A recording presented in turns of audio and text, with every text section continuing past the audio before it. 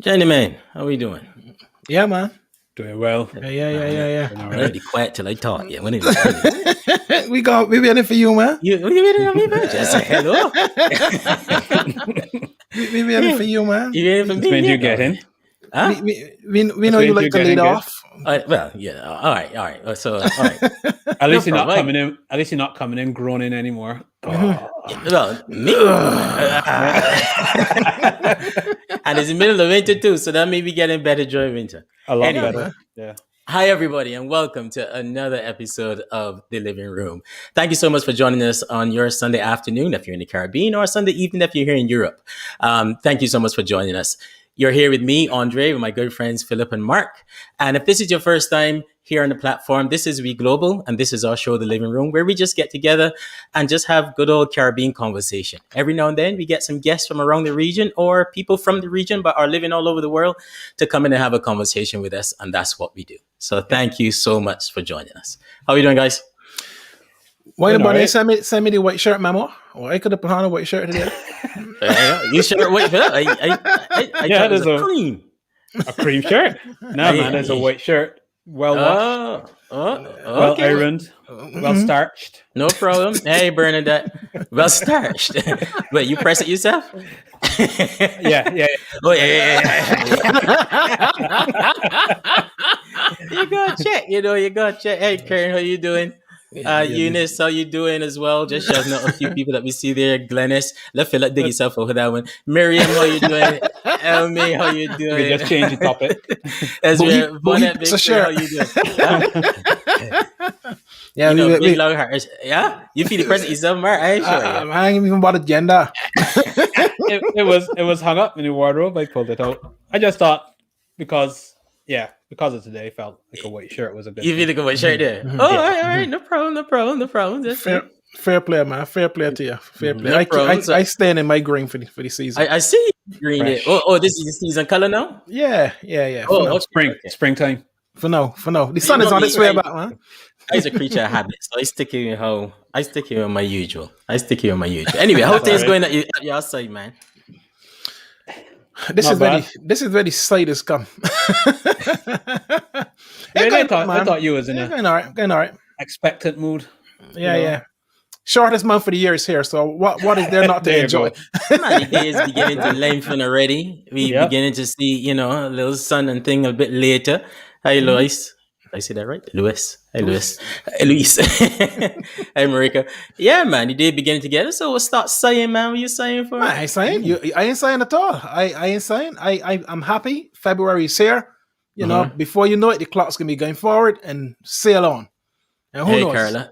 We might even be heading for the Caribbean for something. Look, don't even say that, boy. I If speak you it say out that there. and I if speak you it say into and the it air. don't happen, you can just put me in a boat of depression. You Don't know. say, don't say. Yeah, man. Hey, Louis, how you doing? I speak in it, man, because that's what I want. I really That is want. what I want to do too. I still kicking myself that I ain't in the Caribbean. Oh no, to be honest with you, that is You something I kicking didn't myself. start to relocate. Oh, well, I don't understand. Oh, okay, the people using welcome stamp all over your region, and I still here. That You don't think- make no sense. You think you'd be one of them welcome stampers that would have gone home and keep bear noise if things have went right for you, though? Nah. I would have been good. Okay. I didn't keep in the noise at all. I would have been good, man. I believe you, man. Any Dario. how homeschooling went this week, man? Any tips? No, me, Philip is the man with tips for schooling. Me, I have no tips, no tweets, no blogs. he need tips now. You know what I There's- mean? there's You know what I nothing- mean? Nothing has worked. There's nothing I have more to offer, but just get through it. Keep your head down. Keep calm. Yeah. Well, And March just press in. March the 8th. Is that when your schools are technically going to reopen again? March 8th, I think it is. don't- Supposedly. Don't listen to them, yeah. Don't pay them the money. Well, I mean, Supposedly.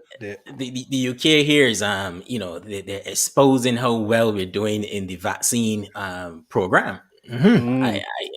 Although what they're not saying is that that's just about 10 million people with one dose. I think where the real issue is going to come now The second. is Yes. the second, Yes. while still trying to continue the vaccine program. So, Yes. so that number looks That's good gonna be now. tricky. And yes, have been vaccinated, but they have not had the full inoculation. So Yeah. I think that's where the trickiness is going to come. So, But Yeah. they're saying March for the kids to go back to school. So hey, if that happens, great. well, you could only live in hope. I think Yeah. because of, well, what they're saying is the older people, 95 or so percent have been vaccinated, at least with the first one. And I think once that has happened, that's when Boris is going to start to open up schools again, because he's anxious. He can't wait. So, despite the errors that he's made before, he can't wait. So I think he's going to start to, and I think school going to be the first thing. You think school's going to be first to go back? Yep. Hey, Arlene. Yeah. Yeah, I think so. I think so too. I think there's a lot of noises being made in Parliament about trying to get children back, and because of the damage that this whole thing has done to their education. So I can imagine why they would do that. But it's not going to be simple like we thought it was last September when we had to restart and then suddenly we had to stop again. I think there'll be a lot more caution this time. I think they're going to be caution as long as the vaccine program continue. I think they're going to just say, let's keep going and slowly reopen. And schools are going to be the first thing, because once grannies and stuff protected, they're going to go, okay, let's start to reopen the place. I still can't understand how they haven't prioritized teachers in this whole thing in this first wave, but to me, they should have. I mean, for vaccination. For vaccination, you can't. Yeah. To me, teachers, it's just, again, lip service. You talk about how important they are, but you don't recognize the importance when things come like this. Yeah. And to me, you want to reopen school. Teachers got to be up there just as much with doctors and nurses and what's not, so that can start to work.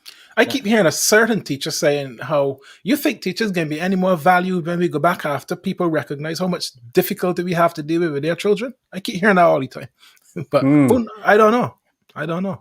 Well, people got short memories. Yes, that is true. So I hope so. I mean, I certainly have begun to even value teachers even more. I hope so, but let's hope that it continues afterwards. But as I say, they should have been part of that whole first tranche of people getting vaccinated. Yeah, along with medical staff and what's not. They should have been. I always value teachers. My challenge is, do my children value me? There's the question I ask it now.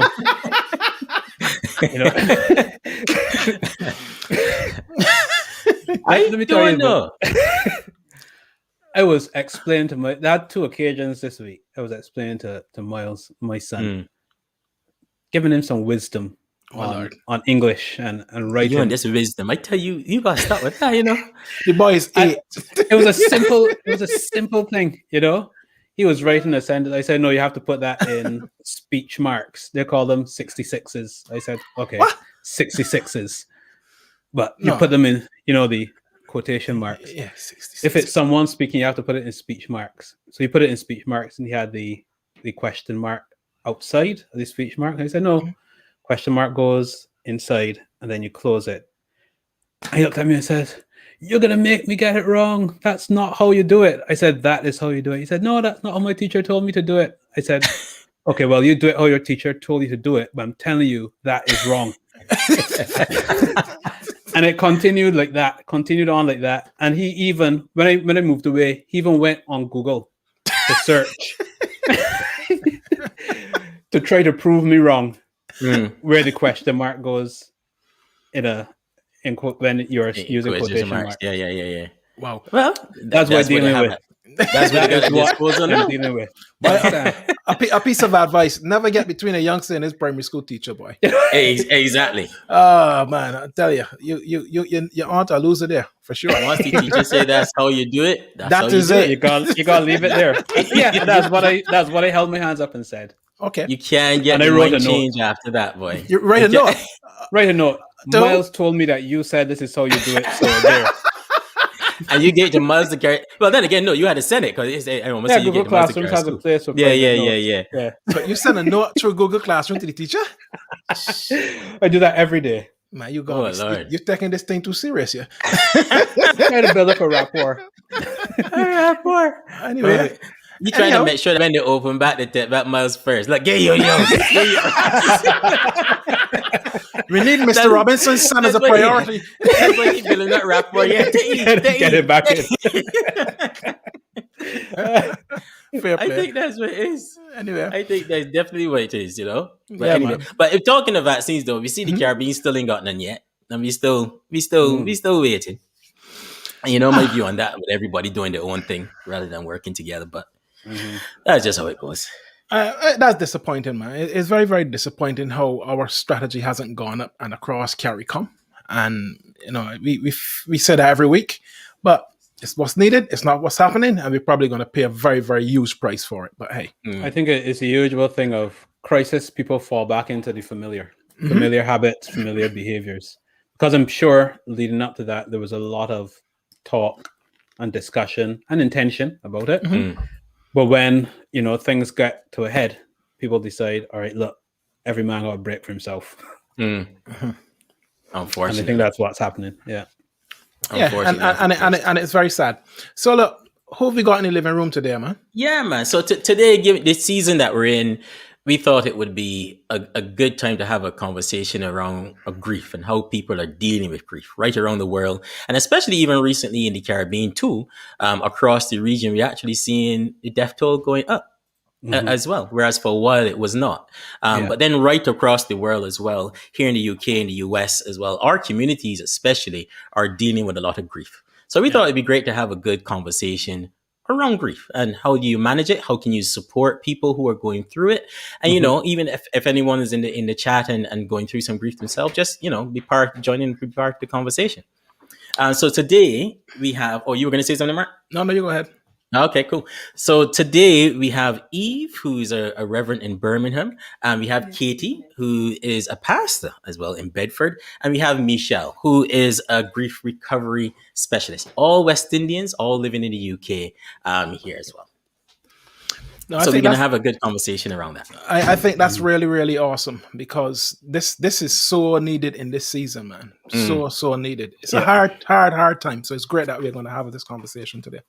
Yeah, I think so. We even saw in our comments as well, one of our audience members who's always on Wayne, who has said, his wife was one of the first 300 people that died in New York as well. So even within our audience as well, we're sure the people who would find this conversation useful. Yeah. The thing is, you see the numbers and sometimes you lose consciousness and awareness that there are people, families, friends, loads of communities just being disrupted and affected by what's going on.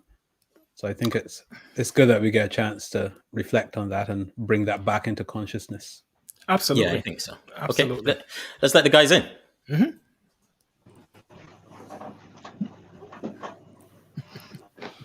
Good evening. Hello. Good evening. Hi. Come in there, very quiet. Ladies in the living room today. Yes. Don't let the door slam behind you. Good evening. Good evening, everyone. No, it's great. It's great to have you all here, man. And it's a heavy topic, but I'm sure we're gonna have a good time together today. So welcome. Michelle, perhaps we start with yourself. Just let our audience know who you are, where you are, and what's your journey been like so far during the pandemic. Well, I live in Greater Manchester, and I'm doing well. I'm doing okay, despite everything that's going on in the world. I think it's a bit personal to me because I've been impacted by loss and grief quite a bit in my life, in terms of my immediate family. Most recently, I lost a cousin 2 weeks ago. He just returned to Jamaica following his retirement, and that was his dream. And he's been living there now for about 2 years, just about. He took ill quite suddenly. No COVID signs or symptoms or anything like that. He was rushed to the hospital by a neighbor and complaining of stomach aches. And then they couldn't find what it was. They said it was a small hernia from all they could see, but it didn't warrant the pain he was in. Ultimately, the Friday after he was admitted the Sunday, they said, he tested positive for COVID. And that was the Friday evening. And by Saturday morning at 7 a.m., he'd passed away. Wow. So we're still none the wiser, what exactly did he die from? So that was that was quite traumatic. And, as you guys were saying earlier, all my family really live in New York. So they have been really impacted with everything else that's going on, and those numbers that keep on, going up and up and up. So, quite a significant thing, isn't it? Wow. And we're going to come back to quite a bit of that, because that is something that really we need to get into in a lot more detail. And Eve, yourself, just how are you doing, and how are things? Well, at the beginning of the pandemic, my niece died in Canada. And we couldn't go to the funeral. So that was really hard.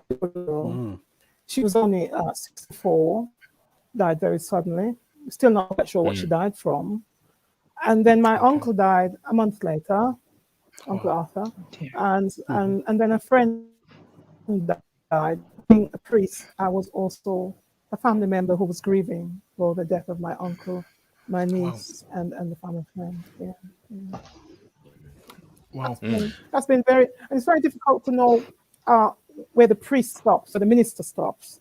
I was being the minister. And then I had this message, like, you can't go. Uncle Herbie died, and then a very good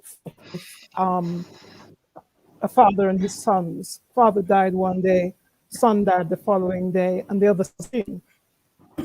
And it was just like a nightmare. You couldn't make it street, I know, just like that, just died. And of course, Uncle Herbie. And so I cried. And I think, especially the job that I do, it's very difficult. I think people find it very difficult to believe that that the priest, the minister, wants to sit back and grieve. So I had to make. I think I've only just about the death of my family, because I haven't had the time. And it's coming home to roots now. It'd be interesting to revisit that. And Katie, what about yourself? This season, what have you been seeing in your area?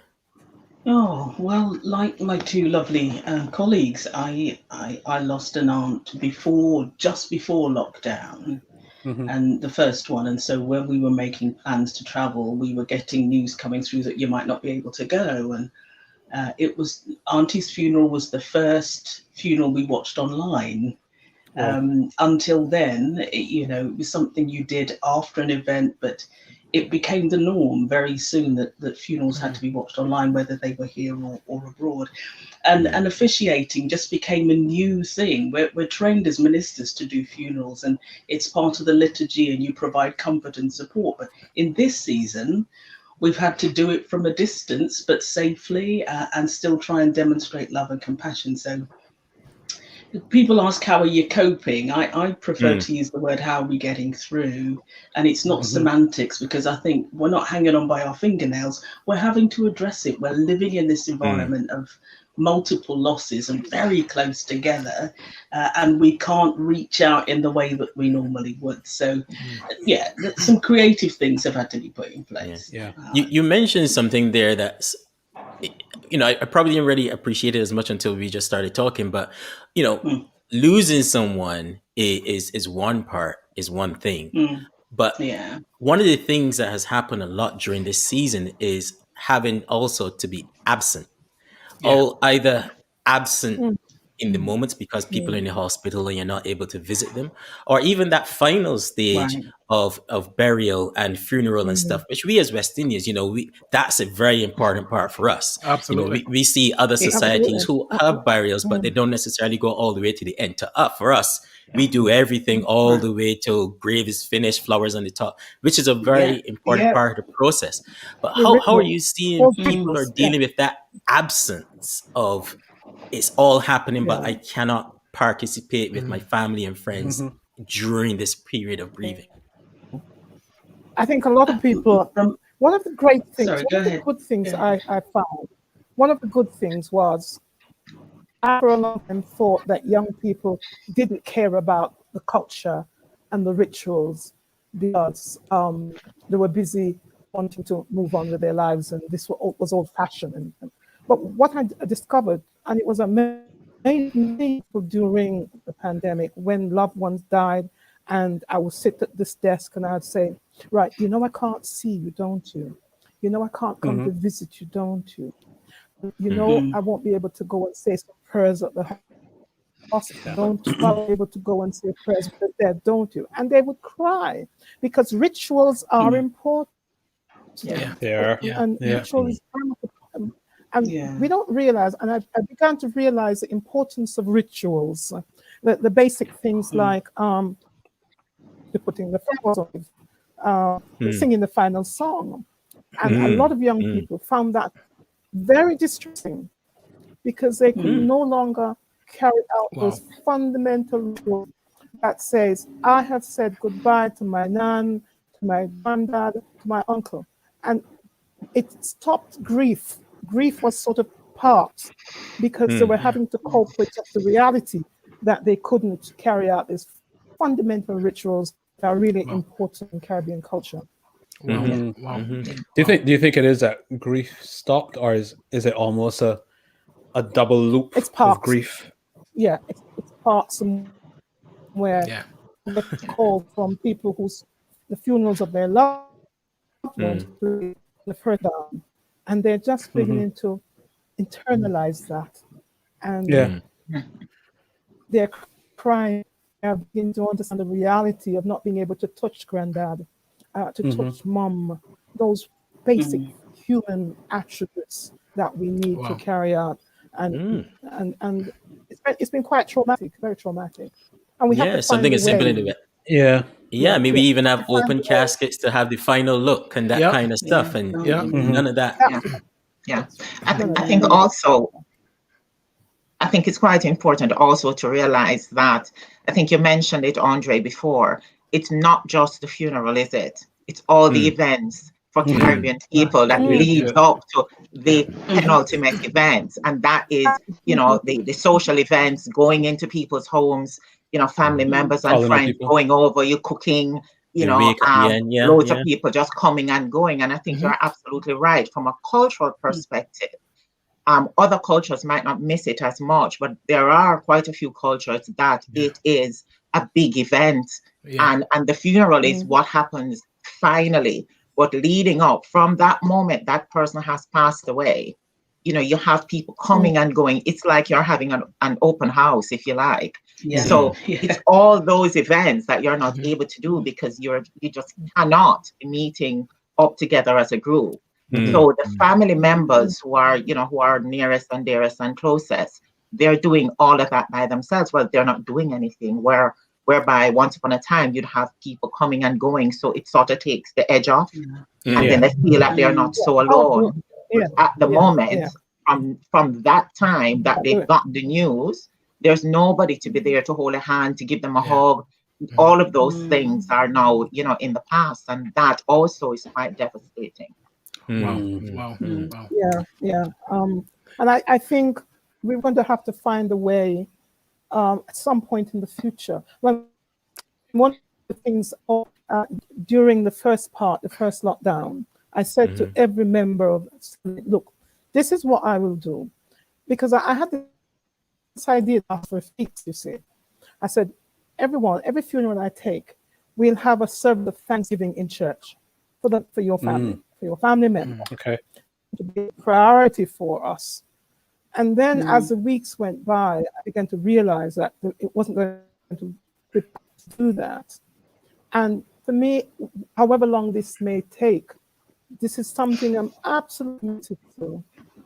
That whenever the government decides to open up, there are going to be services, because I've done many. There are going to be several services at my church, just to enable family members to grieve openly. That's a good idea. Where we were up. Because I think if that doesn't happen, there's going to be a lot of mental issues in the future. Oh, there will be. I was thinking of something there as well. It was about two years ago. Some friends, some friends of mine, they lost their dad in that family, and under very different circumstances, they had to do a remote funeral. So imagine a wife and her children watching her husband and their dad, casket being lowered remotely, and it broke my heart. It was just the saddest thing to see. But the difference in that circumstance, and this is before COVID and before the pandemic, is that there was a gathering of people in the building with them, watching it online. So that physical closeness and that physical contact, that's something that's still gone under these circumstances. And so that's one wondering if it's almost this double helix of grief, that there's grieving. I think that's what's coming out. It's grieving the ritual. It's grieving the break in community and physical closeness, but also dealing with loss of a loved one as well. Yeah, and I think because there's been no opportunity, to participate properly in that journey, that's where we've seen a lot of the emotion being almost stifled in some ways. And Eve is right. That will come out at some point. Yeah. And Katie, there's a segment of society that I know you've been dealing with that we don't often talk about. And that is what's been happening in prisons. And I know that you've been dealing with a lot of that journey. Can you share some of that with us? Yeah, up until Easter, I was going into prisons regularly, and different prisons, Category A, detention centres, and so on. And having to, without the pandemic, having to break the news of loss of a loved one is part of the role of chaplaincy and pastoral support in prison. So having to do it having to support prisoners who are now, they were in lockdown before we were in lockdown in every sense of the word, but they went into lockdown for 23 hours a day in most prisons as from March, and are still in it up to now. Wow. And let's be honest, most prisoners are in there for a very good reason, and so this is not about trying to find pity for somewhere they shouldn't be. Some of them feel they shouldn't be there, but the majority of them are dealing with being isolated for 23 hours a day on top of what they're already processing in terms of their sentence or their length of time that they're due to be in. So, yeah, a very challenging situations, and I pray every day for the chaplains who have to go in and, if not break news, definitely support the prisoners who are having to adjust to isolation, which is usually a form of deterrent in a prison. Yes, they're locked up and they're detained and so on, but they wouldn't be in isolation for that long, and that's a challenge for them. And yeah, huge amount of work has had to go on to support chaplains who are supporting the prisoners who are confined for 23 hours a day. A tough one.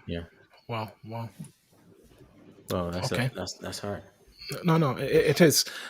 And I felt, it's really important that we give our audience, you might be watching us in the Caribbean today, and the truth is the experience is somewhat different in that the amount of death that we've been dealing with here in the UK has been tremendously significant. And let's just remind ourselves for a moment. Juliet, who've been at greater risk of dying from COVID-19 from the offset of this pandemic. Why? Because she's black, from an ethnic minority.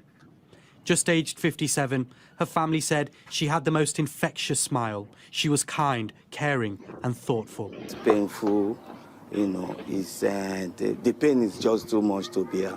My late wife was Shami. She was a very looking woman. She was loved. She loved to help others. Juliet's husband too had coronavirus, and now we know thousands of other black, Asian and minority ethnic people who've succumbed to this virus face the greatest risk. That's why, for weeks, we've witnessed a disproportionate number of deaths within this vulnerable community. Figures from the ONS reveal that people from black, Asian and minority ethnic communities are more likely to die from COVID-19 compared to their white counterparts. Black women are 4.3 times more likely to die than white women, and black men are 4.2 times more likely. When these figures are adjusted for other factors, such as deprivation and underlying health issues, the odds of someone from a BAME background dying from this virus are reduced, but Black and South Asian people are still almost twice as likely to die. Researchers also found that while people from BAME backgrounds are at a higher risk of death, it is only partly down to underlying health conditions and deprivation.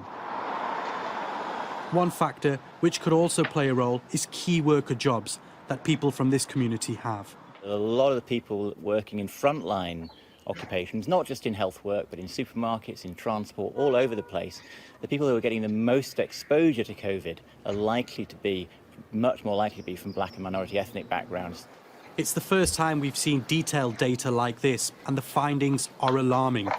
In response to Sky News, the government made it clear, despite after pages of research and official information, they still aren't prepared to shield this hurting community. We'll take decisions as policymakers when we've got clear advice from PHE on the causes and the implications and what we could responsibly do. But Juliet's daughter wants to see changes. What we actually need to focus on is now, what is it that is causing this? And I feel like it's highly social inequality. We need to think of the jobs that people have. We as Blacks, as Asians, as a community, we are put at risk every single day. All along, this issue has been clear, and the faces of those who've lost their lives during this outbreak show it.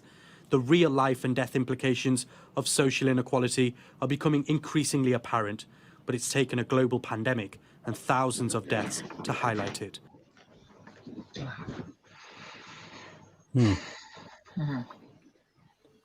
Yeah, that very timely. Yeah, Katie, I'm sure you can shed some light on those divisions and inequality that you would have heard coming out there in that report. You know, everybody was up in arms about what's happening in our community, and it is still happening. And, you know, we are now having to carry quite a heavy burden. Yeah. I think it's important to make clear that the likelihood of us coming into contact with somebody with COVID is because of where we are in society. It's not because of the color of our skin. You know, we're not more susceptible because we're Black. We're more susceptible because where we are as Black people in the everyday movements in society, the jobs we do, the roles we have, the way we live, the way we socialize, and so on. So that's what makes us more susceptible, not our skin color, not our DNA, not our biological makeup. Well said. Yeah. So when those reports first came out, I was rolling my eyes to heaven saying, please, Lord, let them clarify what they're talking about. Anyway, that aside, where our people are is where we need to minister to them. That's my view as a minister and somebody who has responsibility, I think, to care for those who need caring for. So I have encouraged people to push their local authorities, their health services, and their politicians to ensure that they're not unfairly and unduly exposed or at risk to whether it's COVID or any other risky, infectious disease. And it's important that we help our people understand what their rights are. So just because they're a frontline worker, yes, they have to go to work, but they need to be protected if they're going to work. And so part of my discussions with them is you don't go in the office or the department store unless you've got PPE, and your employers must provide that for you. Yeah. Yes, they're requiring you to come to work, but they are responsible for your protection while you're there. So don't go in just because you have to. Go in prepared to do a great job, adequately protected from this virus that's taking our community too easily. When that started to happen, the balance tinily began to shift. You started seeing the statistics. The numbers went up hugely very recently, I know. And if you look at the breakdown, there's still an imbalance, but nowhere near like it was in the beginning. And part of that is because I think people have a better understanding of what they could be asking for in their places of work and what they can say no to respectfully, so that they're not exposed to this awful virus that's taking too many of our people. But it's a conversation we've had to, I think, empower our people to have, and encourage them to ask the questions of those who are calling them into the very environment that could sadly take their lives. It would be wrong to let them get away with that. And so, yeah, I encourage people to push back respectfully, but push back, protect yourselves, do a great job. And let's do what we can to get through this difficult time. I know it's not easy, but I think it's important that people have heard that they need to do it. They need to. Yeah. And Michelle, a quick question as well. So a lot of people have lost immediate family, immediate friends, and what's not as well. So the grief aspect there is one can see, it's pretty clear. Yeah. But from a communal perspective, just hearing about all that is happening, even though you may not have been personally impacted with someone close to you, or whether it be friend or even a work colleague, you might not have been impacted in that way. But have you seen a change in people, i.e., in that just hearing about all this grief going on during this period, and and what have you seen, and how would you advise people how to cope, how to deal with it? I think absolutely, Andre. I think one of your guests mentioned earlier, if it's not dealt with, it's going to come out somewhere. This is very unusual. We're living in very unusual times. We're living in unprecedented times. We've never seen anything of this magnitude before. No. And we're all riding it out, and one of the things is, we might be in the same storm, but we're all in different vessels. So, regardless of, if someone close to you have passed away, just watching the news alone is quite impactful. When you hear the numbers that are going up, when you see the coffins being piled up at the funeral homes, you can't help but feeling, oh my goodness, my loved one could be the next one. I could be the next one. We just never know. And I think it's quite important for us to recognize that, recognize and be quite sensitive and compassionate towards people. I think we need to really grow a lot of that, in this season. We've seen it where, communities are going out and clapping for the NHS, as Katie just said, they're frontliners, just like the people in the supermarkets, just like all of the other key workers that are out there. So we can live, we can go and we can get food, and we can go and get health care, or we can go and do exercises, or whatever these people are doing.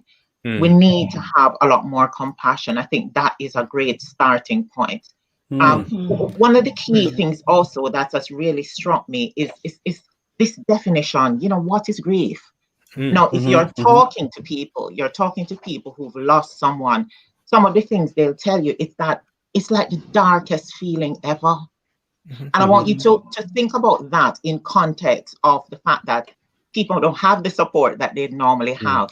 So these are people, real people who have experienced grief. And these are some of the things, they're telling us as grief recovery specialists when, we are having that conversation with them. They're saying they feel like they're losing hope for anything, not just what's going on currently or the fact that they've lost someone they love, but they're feeling hopeless. It's an intense shock. They're saying, no, they're trying to deal with COVID and all that brings, we all are. But that on top of everything is like sorrow upon sorrow, isn't it? Numbness, physical pain, not just in the heart, everywhere. Wow. And they're saying it's painful emotionally and physically. Someone said, no one warns you. They don't tell you about the physicality of it, that your legs feel like it's just giving way under you. People are passing out, they're fainting. They have this pain in the gut. They're saying it's all encompassing. It's an intense ache. Some people have really said they've had an emotional shutdown. Some people, when you ask them, they say, where do you start? How do you even describe this awful feeling? Wow. Someone else said it was the most traumatic and painful experience I've ever been through. It felt like a blur, something that wasn't really happening. Like one of those time block films where you are walking in one direction and you see everybody else walking in the total opposite direction from you. Wow. Okay. Somebody says, like time stands still for you while everybody else is getting on with their own life because they're not impacted. They're doing their own thing normally, and happily, some people. Some people talk about the pain and the heartbreak, not really understanding what it means. And they felt like it's a pain that will never go away. So if you hear that, so that is the real definition.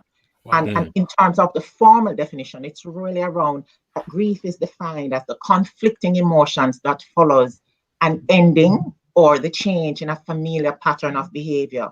Okay. So not just around death, but around everything else, we're grieving our freedom, we can't go and come as we'd like. And it's causing a lot of emotional trauma, not because of anything else other than you like to choose where you go when, don't you? You don't want to be dictated to. And then once you feel like you're being dictated to, you start feeling claustrophobic, or you start feeling that you're incarcerated right away in your own homes or in your own communities. Yeah.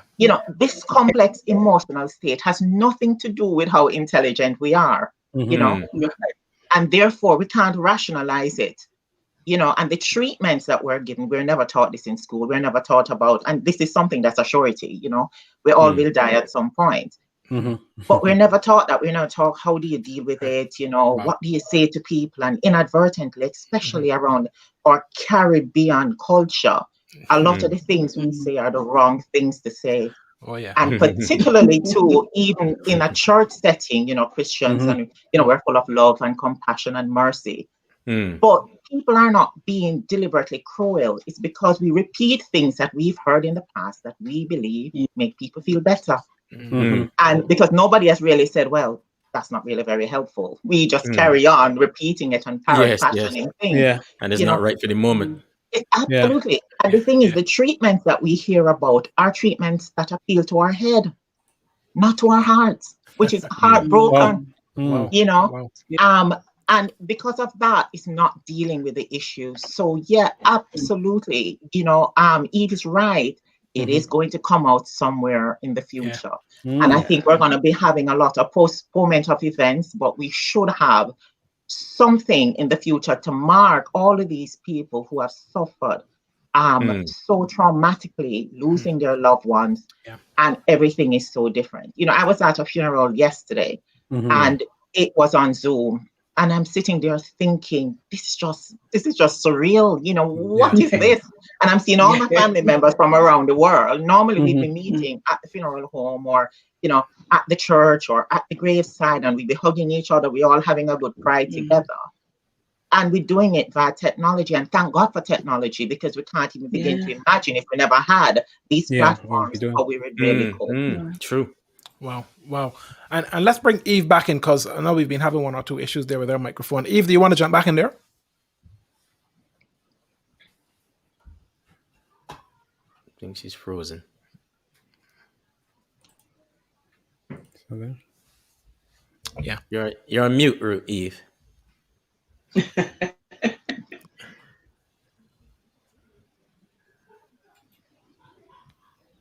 Okay, there you go.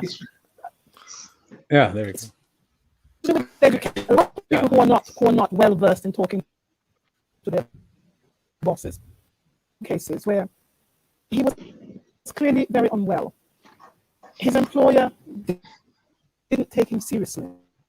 He was afraid to lose his job, so he didn't speak up. He didn't have confidence to stop. We're not all as confident as you and I are. And as a result of that, he went to have gone. He wasn't protected, and he died. Within 2 weeks, he had gone. The other person was within 3 weeks, he had gone. I'm making this point to say, you and I may be able and willing to with our employers, but a lot of Caribbean people, and men and women, especially men, are unwilling to communicate their concern about safety to their employer. And we have a way to encourage, especially some of the local people I live amongst, who are afraid of the economic realities that they're going to have to face. When this is all over with, have taken a risk with their lives. They're not in hospitals, but they're most certainly in local factories where the rules at times are a bit lackadaisical. So I think really we have to begin to look at that. I think one of the things that's come out of, if anything good's come out of this, is that we're able to talk about death so openly. Yes. Because even though we celebrate our dead. We're a bit shy about talking about death. And out of this has come a lot of creative stuff. People I know who are beginning to write poetry about death. Yeah. People who are going out and talking about it with friends before the distances came in. We're able to talk about death in a way that we've never done before.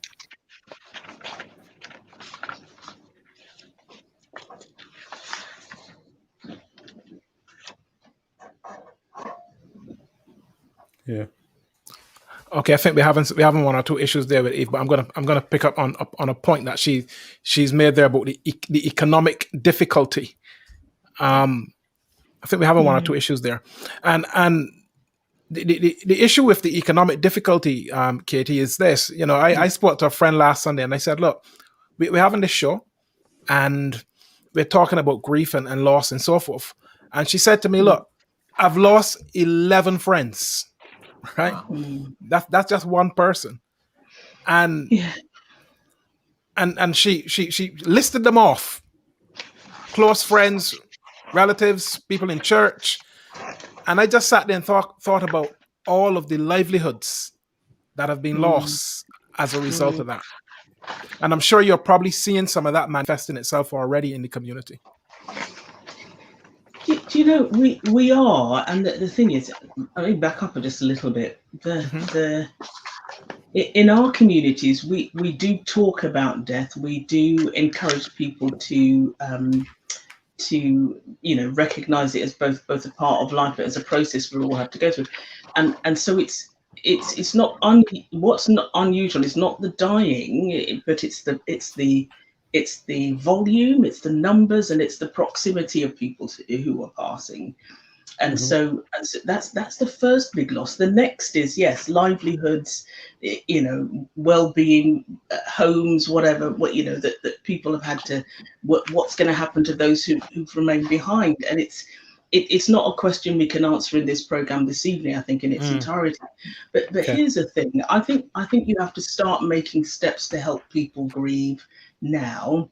Okay. And to build on good practice that doesn't, we're not breaking any of the regulations, but allows people to still see hope even in the face of loss. And that's a challenge, I think, for every minister who is in ministry at the moment. Let me give you an example. I realized very early on, after Auntie died and my cousin, within 3 weeks of each other, and neither from COVID, but restricted by COVID, when we realized we couldn't go and we couldn't do, the question we had to ask ourselves was, what can we do? What can we do? What do the family need that we can do something about, even though we're thousands of miles away? And there were some practical things we could do. We could send money. We could, although funerals are less expensive, but even so, there are still bills to be paid and children to be looked after and homes to be maintained and so on. So there were practical things we could do. And then as a minister, I thought, let me start keeping a list of the names of these lovely people. So I would pray for them regularly, but then also, as I feel prompted, respond to them in some practical way. We don't always have lots to give, but prayer is always a powerful thing. So I started keeping a list, and I'm sharing this just to bring home how real it is to us who are in the living room this evening. I started off with a couple of names on a Post-it note. By the end of the year, I had 67 names on my my tablet, and that's just the people I know. 16 or 17 of those were COVID. The rest were other causes, but and I did some of those funerals, went to others online, and so on. This year, we're only at the 7th of February, and I already have a list for 2021 of 20 names. 20 names. And behind those 20 names are 20 families. There are, 20 livelihoods, and most of them, it's difficult to say, but most of them were the breadwinners. Most of those were people who were maintaining the family home and covering the bills and, the mortgage and all that sort of thing. So some very practical pushes come in. They've lost somebody. Losing somebody significant is one thing, but then losing what else they brought to the mix is the next big hit of grief, I think. Yeah. And so, yeah, I know churches have been doing this, and I applaud the churches who've come alongside practically and said, not just can we pray for you, as powerful as that is, they've come alongside and said, what can we do for you? Yeah. And begin helping those families pick up the economical pieces of their lives, make sure they keep a roof over their heads, make sure there's food on the table. And even though we can't hug them physically, there's a sense that they're being embraced by a community of people who love them. And the question I think it's important to ask is to say, what can we do for you? Now, they don't always know the answer, but at least it creates a space for the dialogue and for the relationship to stay, so that when they do need something, they know where they can go and ask. Actually, for me, it's about getting practical. I want you to dwell on that, because when I was speaking to you last week, that is something that really spoke very powerful to me. When you said, when you're dealing with situations like this, there is a tendency to want to rush in. Yeah. But the truth is, asking that question of how can I help? What can I do for you? Right at the start is so important. Delve in a little bit more. Well, it does two things. For the minister, it takes the pressure off, but for the person who is experiencing the loss firsthand, actually, it puts them back in the driving seat of what help they need. And even if they don't know how to articulate it, because sometimes I've asked that question and people have said, Katie, I really don't know, but can I call you when I do know? And that's enough. That's enough. Because sure enough, as they put down the phone, they think of something and they call you back. Something comes to mind that they suddenly realize they need, because they're not expecting that. They're not always expecting that ask. They're usually expecting people just to respond. So let me give you the example of when my father died. My dad died 2 years ago now. And just like other contributors were saying earlier, from the time we started telling people that Daddy had gone, it was like open house here. Food came, drinks came. And it was incredible. I don't think we cooked for a month or so. Seriously, didn't have to. We were giving away food. We were saying, come and eat, Jack, you look hungry. You know, it was like it was all done with so much love, because my dad was a great guy. But we had that opportunity to be hospitable and be provided for. It's absolutely incredible. Now, well, I wouldn't say we're living in poverty, but at the same time, when you're grieving, the last thing you want to do is go and put on pot to cook, as my mum would say. And the last thing you want to think about is, have we got enough this and have we got enough that? And thank God for the incredible friends who just poured their love out practically. In this current climate, we can't do it quite so much. Yes, we can leave packages on the doorstep and so on. But in real terms, we need to ask, what can we do for you now that enables you to be provided for, maintained in some way, loved deeply, cared for practically, as you grieve. Because here's the thing, COVID might stop, the pandemic might stop us from doing things in proximity, but our grieving doesn't stop. Whatever we're grieving, that doesn't stop. And so we still have to journey with people as they experience that loss. Especially even where there are kids involved or are dependents of some kind. It could be older people that are involved as well. Just the ability to know that the aspects of taking care of those other people, is the practical aspects are taken care of or being helped, allows you to go through the process as well of grieving, you know, as well as feeling secure that they're being looked after in these areas because of the outpouring of love from others. So it actually allows you to go through the process also. Yeah, I think so. And I think another great thing to add, and what Katie said is absolutely 100% right. I think, again, culturally, you have to remember that we are generally people of helps, aren't we? You know, we hear somebody has died, people come to the funeral. It's not like you get an invitation. You know somebody who knows somebody whose family member or friend or some relative has passed away, and people just turn up to support. So we are naturally cultured in that way. And I think I think what Katie mentioned about asking, I think that's vitally important. However, bear in mind also that as a griever, you're operating in a parallel universe. That's how it feels. Yeah. And she's right. You don't really know what you don't know. You don't know what you need. And especially, again, it depends on the relationship. So you need to be appropriate. Okay. So if it's somebody that you're quite close to, if it's somebody that's a relative and you get on well, they don't know what they need, but you can see because you're looking in from the outside in. True. Yeah, so you know, at a time like this, people will need food. People will need support in terms of the arrangements and organizing things. So even if you're offering, can I make a few phone calls for you?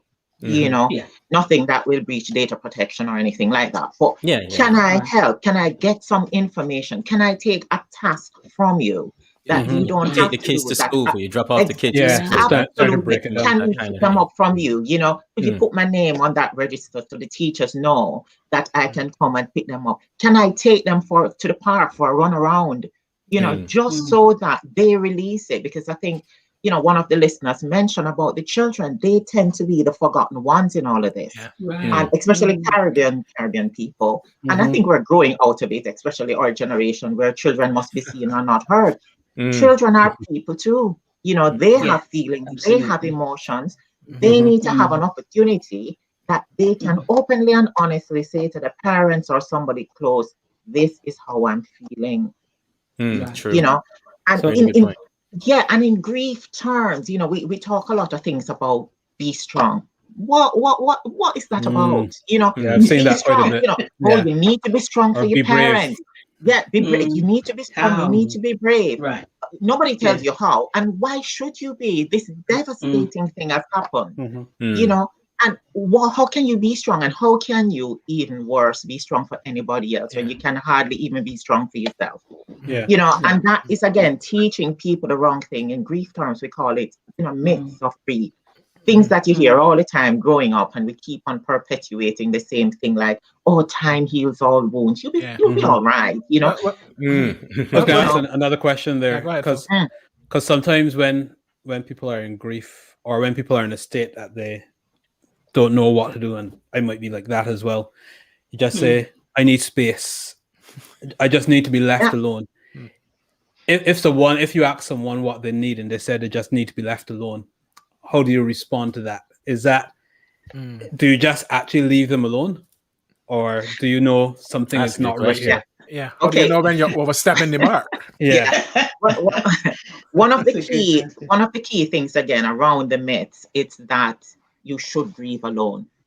And I found that particularly in you know, in the first world, you know, for those of us who are living in the first world, it's not really appropriate that you turn up at somebody's house, you know, when they are going through grief. You know, you need to call and check that it's okay and make an appointment. While in the Caribbean, you just turn up, because as far as you are concerned, you know, you're there to help and to support and to eat food too. You know, all of that is mixed. So the myth is that you need to grieve alone. Now, if somebody has said that to you, ask the question. Okay, you said you want to grieve alone. Okay, how much time should I give you? Because bear in mind, that's not really healthy either. It's not really healthy for anybody to be left with such those tumultuous emotions and shock, really it is, that they have to cope with and deal with. So ask, be courteous, ask. If they've said that, you say, okay, I can imagine it is such a shock. You know, I would love to be able to support you, you know, on your terms. Anything you need, I'd love to be able to give it to you. You've said to me you want to just be left alone. Can I just ask, what's a reasonable time for me to phone you? Or what's a reasonable time period for me to sort of knock on the door and we can go for a socially distanced walk? So you ask questions, right? A lot of people say, okay, well, they said I want to be left alone and that's it. You know, they are just responding based on how they're feeling at that particular time.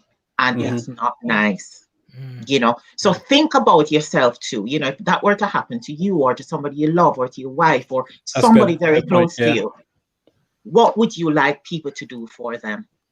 You know, no, it's not one size fits all, and it's not the same, like, oh, treat people the way you want to be treated, because they might not want to be treated in that way.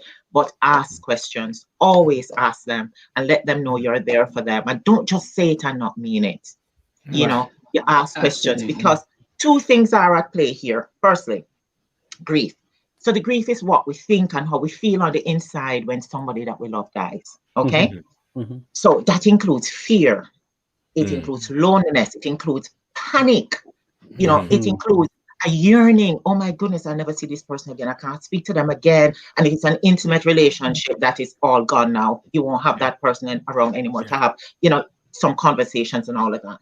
Anxiety, emptiness, all of those things. So it is that internal meaning given to the experience of the loss that they're going through. On the other hand, you have mourning, which is the outward expression of all those things that we are feeling. You know, the outward expression of our grief and our gut, you know, and we don't know what to do. So that response would, oh, I just want to be by myself, because sometimes they just want that little time to process what on earth has just happened to me. Yeah. I got you. No, that's a good point. Yeah. Wow. And I saw I think it was Wayne. Wayne is one of our regular fans here on We Global, and we send our condolences to Wayne, who lost his wife right at the beginning of the pandemic.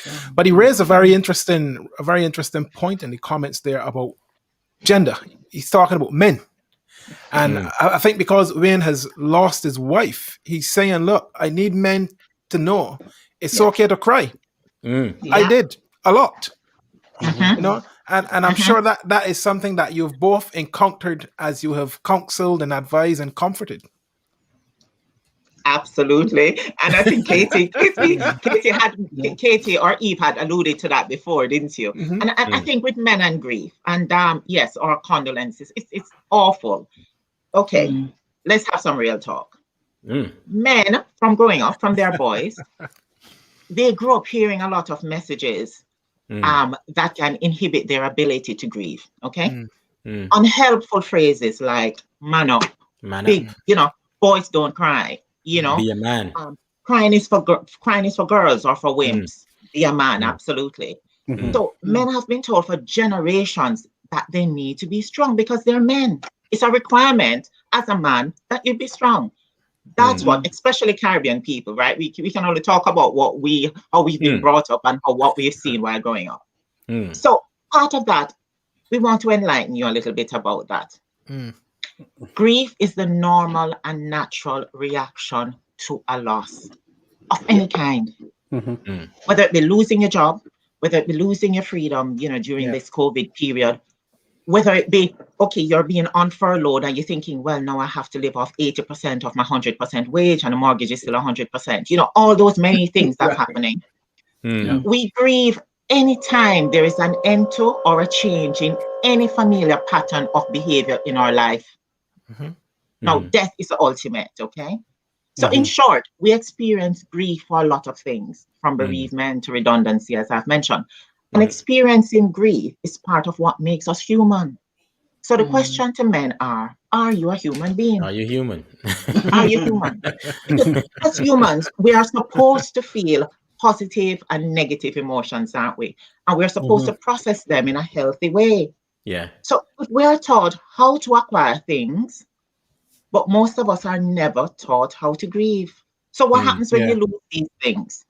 And as men, they have their people, you know, and they're feeling emotions and pain and devastation, you know, just like any woman would. You know, it's, you know, you're human and being strong, you know, let's be real, being strong does nothing. What does that even mean?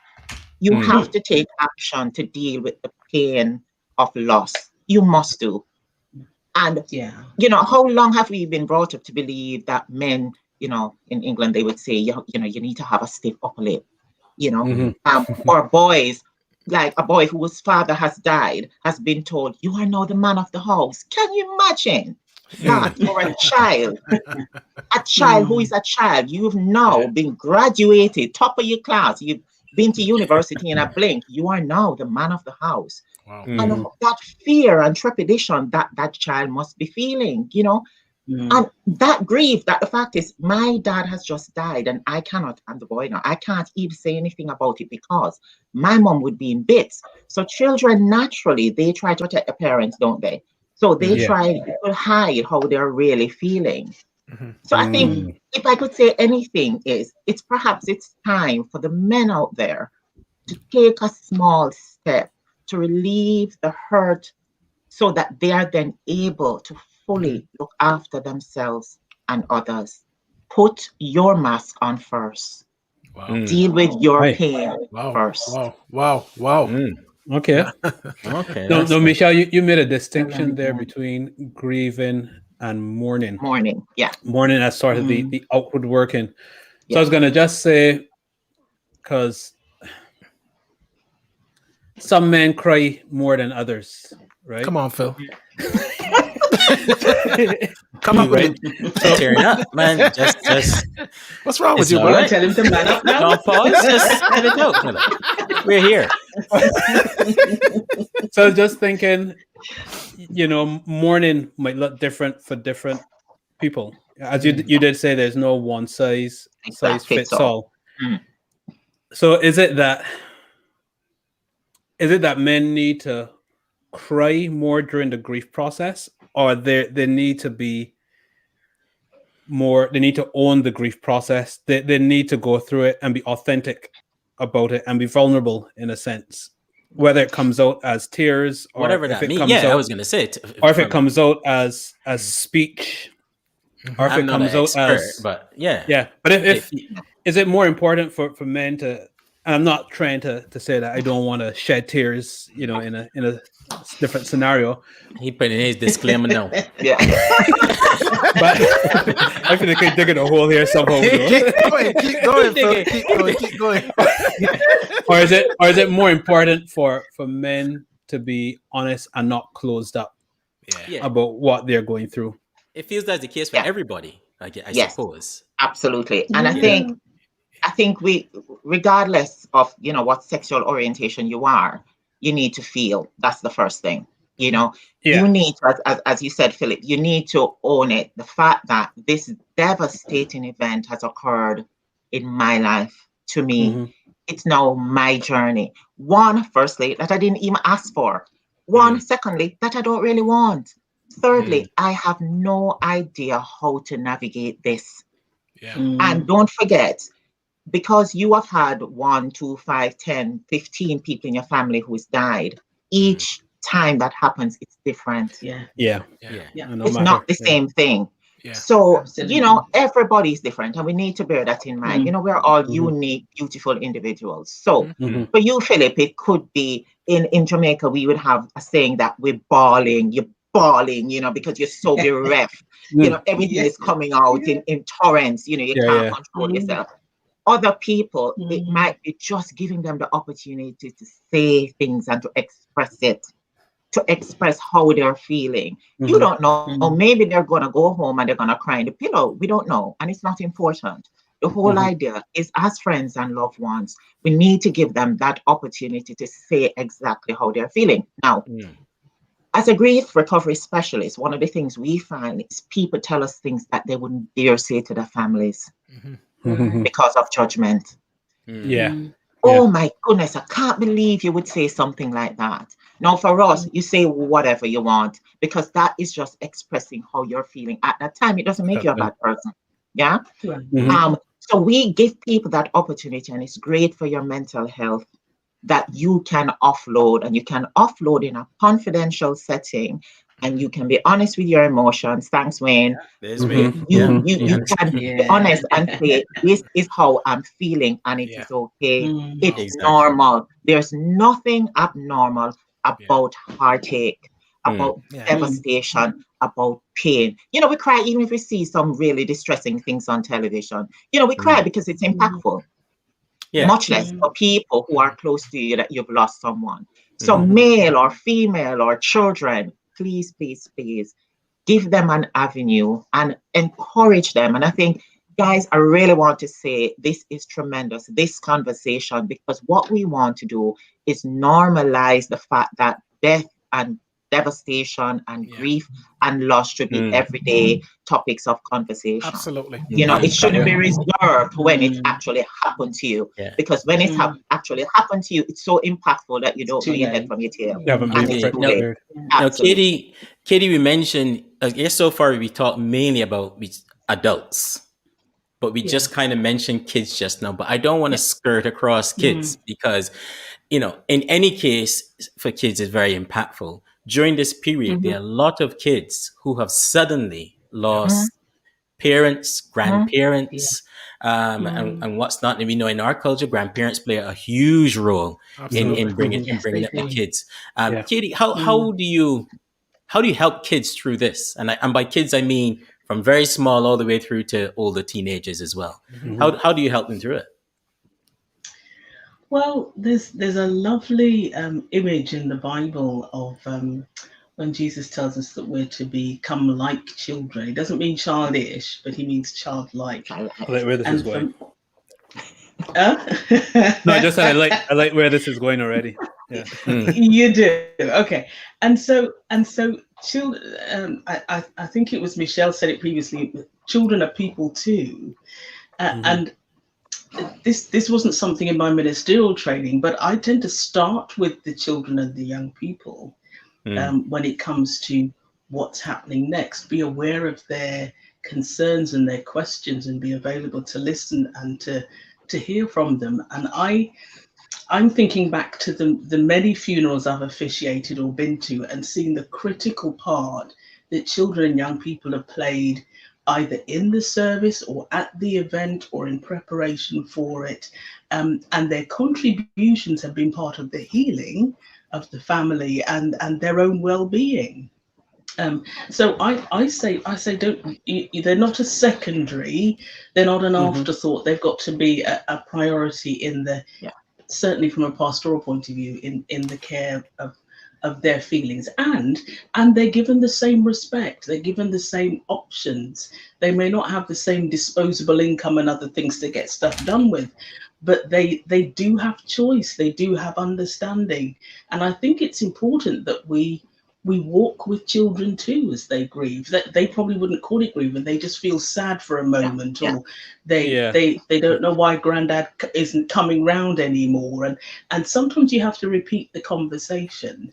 My great nephew met my dad before he was 1, and by the time he was 2 and walking, my dad was gone. And so he would see dad's photo now and he'd say, "Who's that?" Because he recognizes the face. "Who's that?" And you have to find wonderful ways of saying to this beautiful boy who's not even 5 yet that granddad is with Jesus, and him running around looking in the house doesn't mean he's going to come back. But actually we have to say to him, that's what happens when people are no longer here. And we keep saying it and adding to the story so that he understands that granddad is gone. Now, when they're 15 and 16, it's a more mature conversation. With teenagers, a more mature conversation. And sometimes teenagers don't want to talk, as Michelle said, they don't want to talk to the family, but they'll talk to somebody outside and explain how they actually feel. Ministers are in a prime position to listen and facilitate those conversations, and we do. It's all part of ministry. But I love the fact that children can be so honest, so real, so upfront, and they're ready to remember the things that are important to them that might matter to nobody else, and they really don't care, but it's important to them, and they want to celebrate what they will miss. I'll never forget, I did a funeral where a child said, I won't have to buy ketchup for granddad anymore. In the grand scheme of things, that doesn't, who does that matter to? But it was important to this young person. It was important to them. Exactly. Yes. I won't need to buy ketchup for granddad anymore. So I just like we do with adults, find out what matters to the child or young person, and help them walk through their grief. And I will just say this: we haven't talked about it much in a deep sense, but talking therapies are not that common in our communities, and I just want to encourage. People who are in the living room. Well, I'm talking about counselling. I'm talking about counselling. Yeah, and then specifically bereavement counselling, because there are genres of counselling. You go to a marital counsellor for stuff to do with your marriage and stuff. And there are excellent organisations and ministries within churches and charities as well that specialise in bereavement support and bereavement counselling. I'm sure Michelle could rattle off a list of them for us right now. They're there for us. They're there to help us navigate the pain, the challenge, the trauma, the change, the new territory that we're entering. And it's not about 2 or 3 weeks after the event. I remember as a minister, after doing, I think it was 7 funerals in 3 months, feeling exhausted and having to have bereavement counselling for me. Wow. Not for the people, for me. Never had it in my life. Didn't know what it was. I remember telling my doctor, I'm a black woman and I'm a Christian. I don't do depression and all that sort of stuff. Oh my word! Oh. But here was the reality. I needed that emotional support, and that place Katie, to offload. How did you know you needed it? I'm asking that for personal reason. I'll say it after. How did you know that you needed? How did I know? I knew I needed help. I knew I needed help because I was emotionally exhausted. And I asked my doctor, what can I do? I didn't want pills. I didn't want medicine. I didn't feel I was physically ill, but I just felt exhausted, wiped out emotionally. And my doctor said, he knew my vocation as well as my job. He said, what have you been doing? And when I told him, he said, yeah, I think it's bereavement counselling. And I said, what's that? What's that? Because I wasn't aware of it. And I have to say, it's one of the best things I've ever done. One of the best things I've ever done. But what I learned when I looked at the statistics of people from our communities who access these services, it's very small. Very low. Very small. Yeah. And yet there's an expertise. There's an expertise and a resource that takes the weight off a pastor or a minister who may not have that expertise anyway. Great if they do, but not all do. And here are professionals who are able to sit, listen, and support us through difficult times. It's incredible. Yeah. Yeah. And can I add something to that? I think Katie, what can I say after that? But it's absolutely true. But not only do you have grief counseling, you have, like, the organization that I represent, we are called the Grief Recovery UK. And we run a program that's called the Grief Recovery Method. And what that is, because not everybody, and again, the one size fits all, okay? Not everybody wants to sit down and talk and talk and talk. And that is appropriate for some people, and you should do it. Yeah. And I think what Katie just said is quite pivotal. And I think that is part of it. I have a passion for people who are from Caribbean culture or the African culture, you know, people who this isn't normal. It's not normal for you to go and see a counselor. That wouldn't be something that would cross your mind. And I think your question, Philip, just encapsulated that. Yeah. That's not something we do. We're told to be strong. We talk about women or strong African Caribbean women. That's just an insult because, again, we're people, right? And I think so. The Grief Recovery Method, what it is, it's an action plan. So it's a series of small steps. So it's more an education program, but you have to do things, okay? So it's a series of small steps that, when taken in order by the griever, it helps to the completion of all the unresolved business that has been linked to the loss. Yeah. Wow. Because when somebody that you love has died, and you hear people say it all the time, oh, you know, I should have said I love them more. You know, I should have gone around. They called me to ask me last week if I could have coffee and I was just too busy. You know, or whatever that relationship is. And some of those relationships are left in a very bad way. And that's what causes more trauma with grief. Okay. So that's what we do. It helps with that completion of the unresolved business that's left because of this loss. It also, as far as we're aware, the only grief support program with an evidence base to its positive impact. So, as we say, grief, you have a lot of conflicting emotions that come with grief, and it follows the ending or the change in a familiar pattern of behavior or relationship. And it is complex. You know, the emotional state, though, has nothing to do with how intelligent we are, as I'd mentioned that before. And therefore, we cannot rationalize it. We're just trying to make sense of what it is. Yeah. So again, some treatments, like Katie mentioned about not wanting to take tablets, that really appeals to our head, but nothing about our heartache is being looked at. And that's where the counseling or the talking therapy that Katie mentioned, does. That's what it really does for you. It gives you the opportunity to examine your heart and see, I'm really heartbroken. Nothing is wrong with my head. You know, I am just heartbroken. I'm devastated. And for you to sort of own that word was used earlier. And that's what it does. So grief is not about death in itself. It's about the loss of that person, the loss of that relationship. You know, so because of this, you can be grief stricken for many reasons. Some of those reasons are, as I said, the way you left that relationship. It could be a great relationship and you're thinking, how on earth am I going to manage without this person? Or it could be a relationship that you are hoping with time it would heal. That won't happen now because that person is gone. Well, let's go in there a little bit, actually, because where you've left the relationship is often a point where people can have their moments of very deep grief, and I'm talking particularly about guilt in this instance. Yeah, because sometimes it might be failing to make a phone call or failing to go see someone when you had something planned, and the guilt of that becomes the point of departure. How do you tackle that guilt when you're speaking to people who are just grief stricken with guilt? In grief terms, we call that the G word, so we don't call it out loud. Apologies.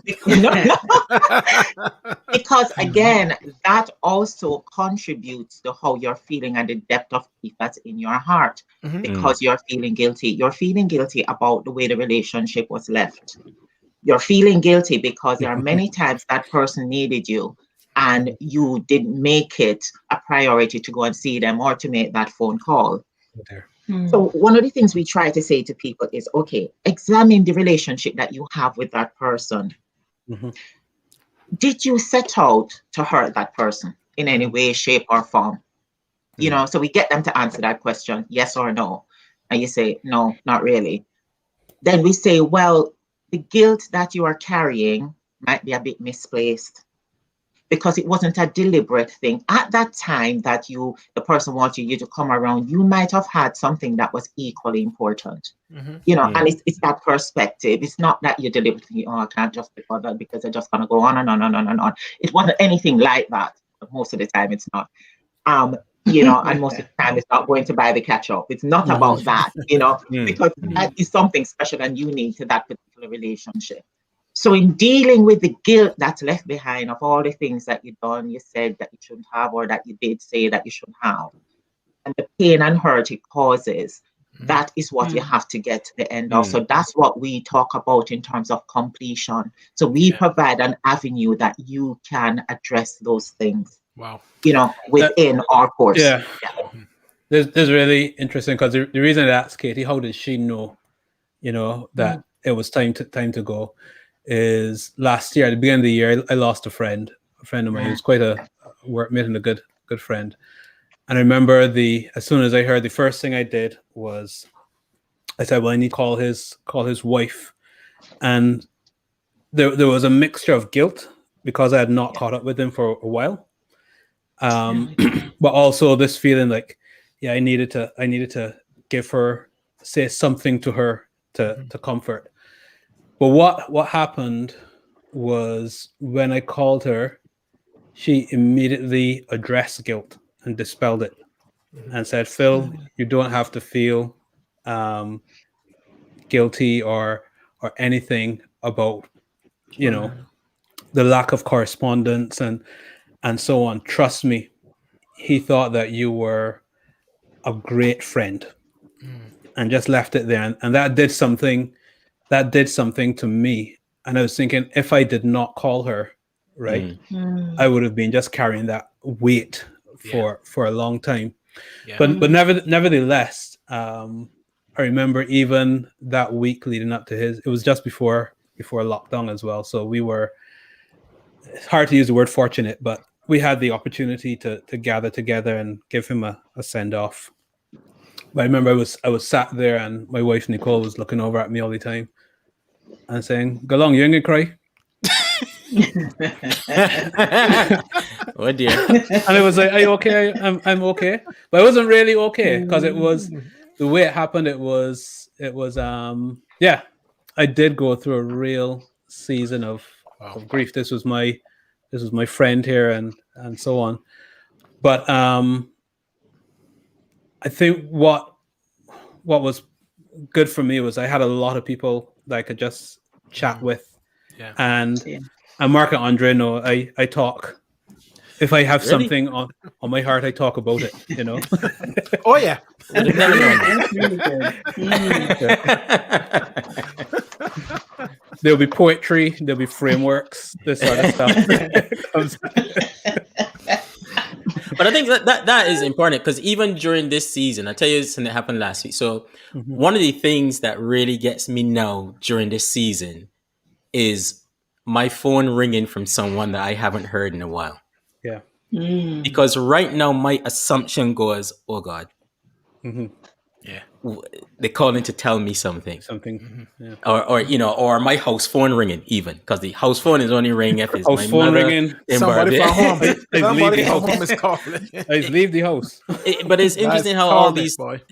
how this season has put you on edge like that, and guilt. I know you don't call the word, but what it has made me more aware of is my need to be just reaching out to other people whom I may not have heard for a while, but who may have been impactful in my life and my life's journey, and just to make those connections.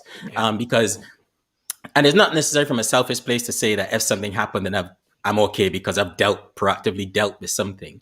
But it just helps the situation both ways to know that you're in connection with other people. Yeah. And at a time where connection has been cut, at least physical connection, I think we need to use the technologies and the avenues to make all those connections now with people as well. But that one phone call just pricked me. I was like, oh my dear, I didn't want to answer the phone. Yeah. Everything was okay, but it just brought home all these different things that would be good. So even during this conversation, it just made me even more realize, you know what? Reach out to as many people as possible during the season, even answer just as a general rule, because all that's part of the journey as well.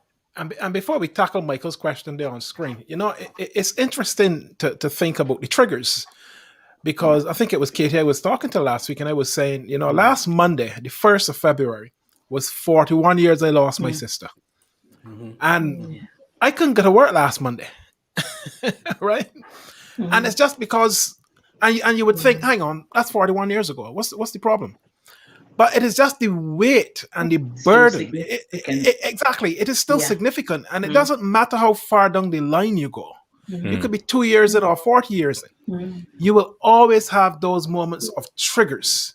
And when you think you've healed, and as Michael is saying there, when you think you have closure, if that's a thing, suddenly you're exposed.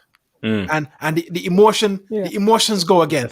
So I wonder what your experiences with the people you have dealt with. Welcome back into the conversation, Eve. I wonder what your experiences have been, Katie, in that regard.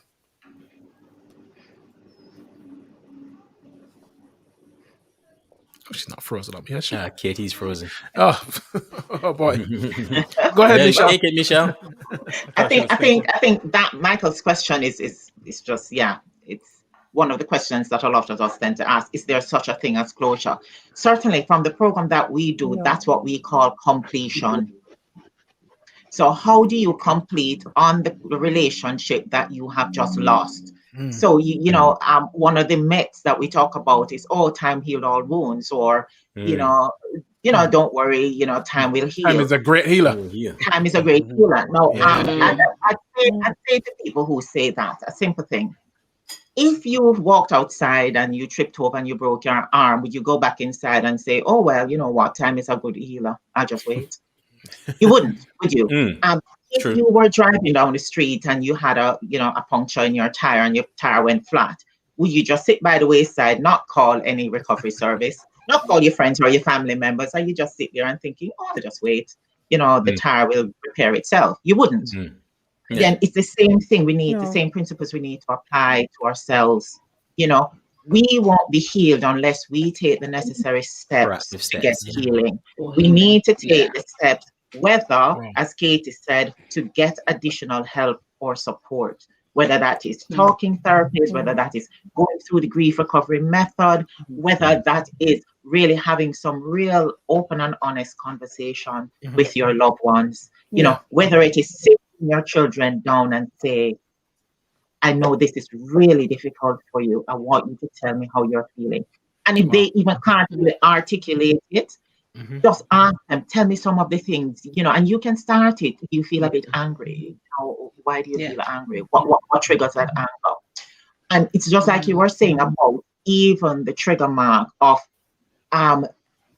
it doesn't matter how long ago or how recently this person has passed away. This is somebody that you loved, or somebody that meant a lot to you, or even if it's, say, celebrities, it's somebody that has been in your life, a music or a tune or something that brings, endears you to that person. So what happens? Anniversaries does that. Your birthdays does that. Christmas does that. Because it's time that you normally would be doing things together as a family or as friends. Certain significant dates will have that trigger. And as you said, Mark, you could be going along, just doing life as you normally do, and something out of the blue trigger that, and you either end up in a flood of tears, you end up feeling so heartbroken and so lost, and so you just miss that person tremendously in that moment. And normal and natural emotions, just let it flow. Go with the flow. It won't last forever. But give in to that. And part of the work that we do with the grief recovery method, it's allowing you to heal, if you want to use that word, of those really painful things that you missed the greater times that you've had with this person. So a lot of times what we focus on is what we didn't do, but not what we did do. The many times we made that phone call and we went out and we went to a football match, or we went and sat down and had dinner together. The grief has sort of constricted all of those things that all you think about when that person crosses your mind, all the things you didn't do and the fact that they're gone. So in doing that talking therapy, in doing the grief recovery, in doing things like that, in having a conversation, what you allow yourself to do is to remember the great times, of which there are many. And that is what it talks about when Michael mentioned about, the cliche is a cliche to be, to get over it in a sense, which is not getting over it, but what you want to do is move beyond that pain, that you can remember the person for who they are. Wow. Think about it. That's really helpful. For everything that we all do, for all the roles that we play in our lives, in our individual lives, for the meaningfulness of what we have with our families and how they love us and care about us and cherish us. How would you feel is every time when you're gone and you and I are gone, that's all they remember? All the things that they didn't do that hurt us. They never remember any of the lessons, the life lessons that you taught. They never remembered the fact that they called you at midnight because they couldn't sleep and they were devastated about something and you helped them through it. They couldn't remember all those nights out you had, especially Caribbean people. All those parties that you had, and you had such a good time and you had such a good laugh. All of those things are forgotten. All they were left with is all the bad and the negative things. And I certainly wouldn't feel good, because then I'd start feeling, my goodness, I wasted all my life investment in you then, if that's all you can remember. So I think, those memories are things that we need to really focus on, and doing the completion, doing the thing that we can manage our feelings around the hurt and the pain and the devastation, not hide them. Deal with them and manage them. And when they come, give them due diligence and due respect, and feel, because again, we are humans. Yeah, no, that's great. See if we can get Eve back in that conversation there then. Eve? Thank you. You're back. Thank you. I'm not good in modern technology, so there you are. That's okay. You're doing well. You left and you came back, so that's one of the things that society has with death, especially if you're culturally not used to it, it's the discomfort. It's uncomfortable to talk about death, and the stages of guilt and pain and all the things that we wish we had said and done and did. It's overwhelming. It's overwhelming to begin to admit that you missed the strategies that I use. I ask people to write letters. So didn't say to mom, and you didn't say this to that. Your best friend, you didn't tell her how much you love her. When I say that to people, they say, "Really, Reverend?" When you're ready, in your own, sit down. Sometimes I encourage them to write the letter to put in the coffin. And Reverend Eve, I did that. I wrote the letter to Mom. I told Mom all the things that I wished I had said. And I put it in the coffin, not believing that it would work. I said, don't let her. In 2 weeks, I'm talking Jamaican now, okay? Take the 2 weeks. Take the 2 weeks, write the letter, tell exactly what you wanted to say to her, and she will. But no, it's not too late. Don't put it in the coffin, okay? But the very act of doing it, the very act of saying, Mom, this is how I feel, or Dad, this is how I feel, is very, very cleansing, very therapeutic, and very healing. And they come back to me and say, I had my doubts when you said that, but it's really helped me because these things had been on my mind. Because you can't escape the stages of guilt and blame and all the things that go with grief. And it's very easy to think you can shortcut it. We can shortcut it if we just don't talk about it. You can't shortcut it. You just have to face it. Wow. And when people say to me, well, time heals, it's because they don't know how to talk about it. That's most ordinary folks don't know how to talk about death. So we say it's like time will heal and time is a healer, you'll get over it.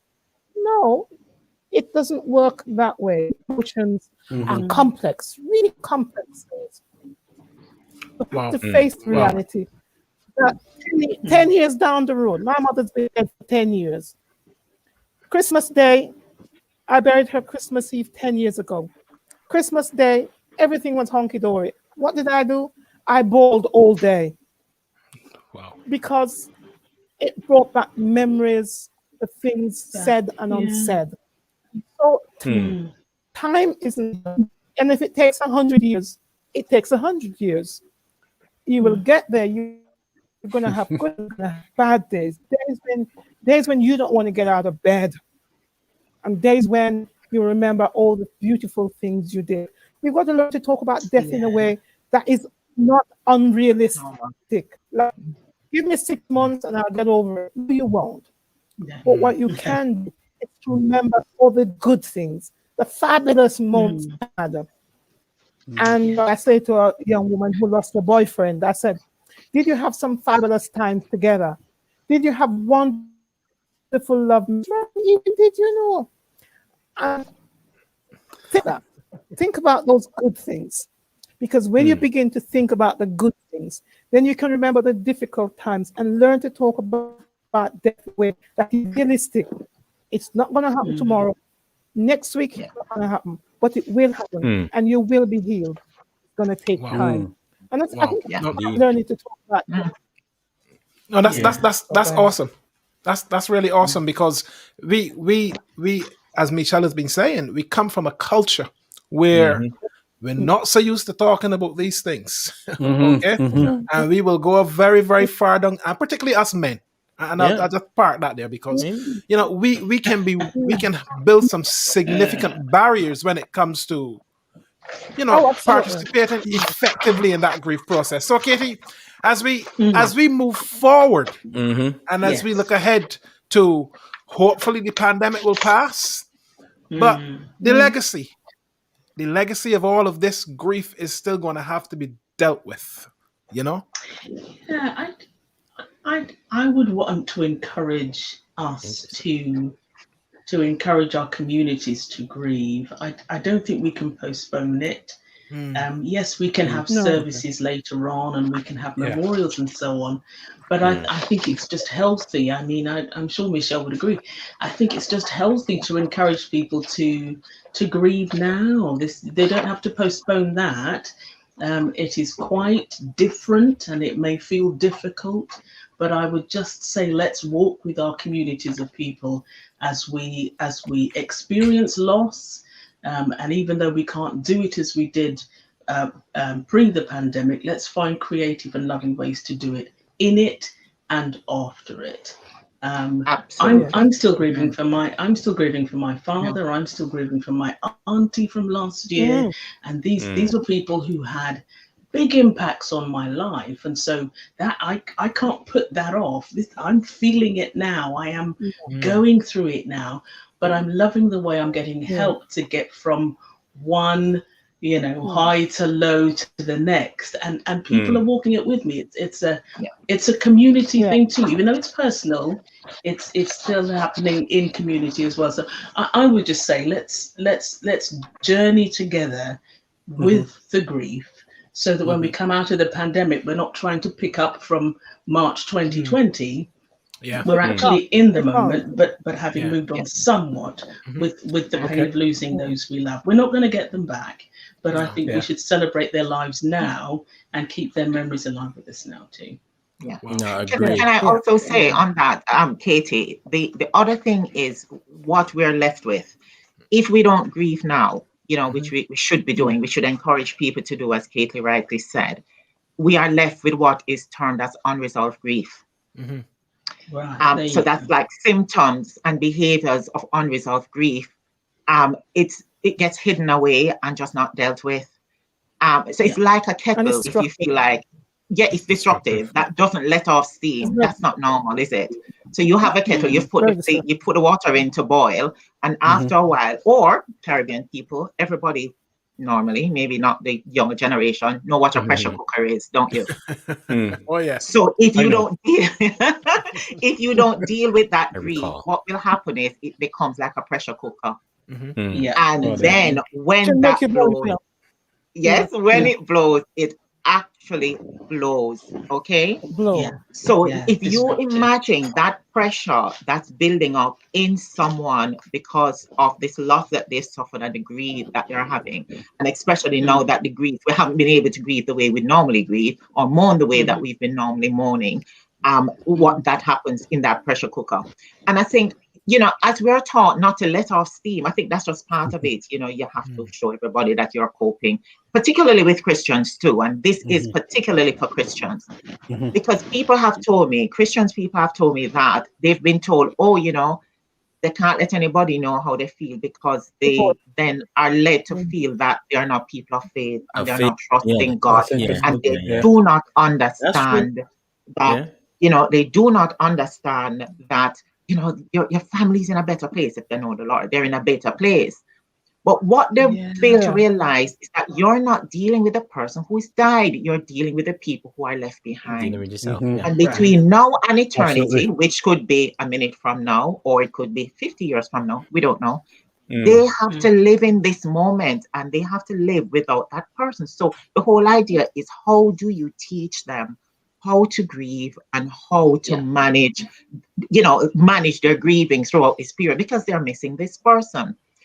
So little things to look out for, so because, we're not taught how to be sad, and it's okay to be sad.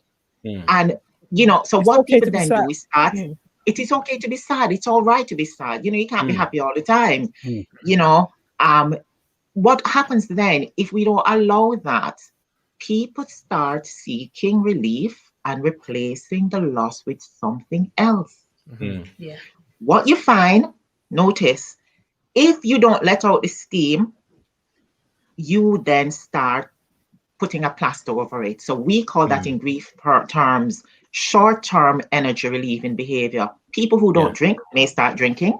People who would normally start taking drugs, whether that be prescription drugs or otherwise. People find things to help themselves to feel better because they're not going through the normal grieving process, or they're not being allowed, that's the word, to do that, to recognize that it's okay. So if you notice, absolutely, and if you notice your grieving friend or relative is eating more, drinking more, isolating more, or start becoming addicted to shopping, can't really do much of that. They can do it online and you won't even know now. Or working too hard, It could be that they're trying to distract replace it with themselves something from else. their Yeah. grief. Yeah. Absolutely. Right. And it could be time for you, little trigger, to open a conversation with them to find out how they're really doing. Go for a socially distanced walk. Little things. If you find that they're avoiding you, they're always busy for a telephone conversation. And what you have to remember is most people aren't comfortable about talking about their feelings because we aren't taught about what to do with negative or sad feelings. We're not. So by sharing, what we found unhelpful, we can help others to realize that they aren't alone with how they're feeling. And if we tell more of these stories in our communities and to each other. And one key point I want to leave with you too, always remember the people that you're speaking to, after they've had an experience of loss of whatever kind, particularly death, that they are actually living it. They can't put it down. You and I can go to bed and, sleep like a baby. They can't. It's on their mind constantly. Yeah. They're breathing. They're trying to make sense of it. They feel like they're currently in a parallel universe, as I'd mentioned before. They start feeling isolated. They and they alone have had this experience. The friends won't understand. They feel they must perform. Yeah. So they put on an act. Oh, yes, I'm doing well. Praise the Lord. God is good, whatever. But they're not feeling like that at all.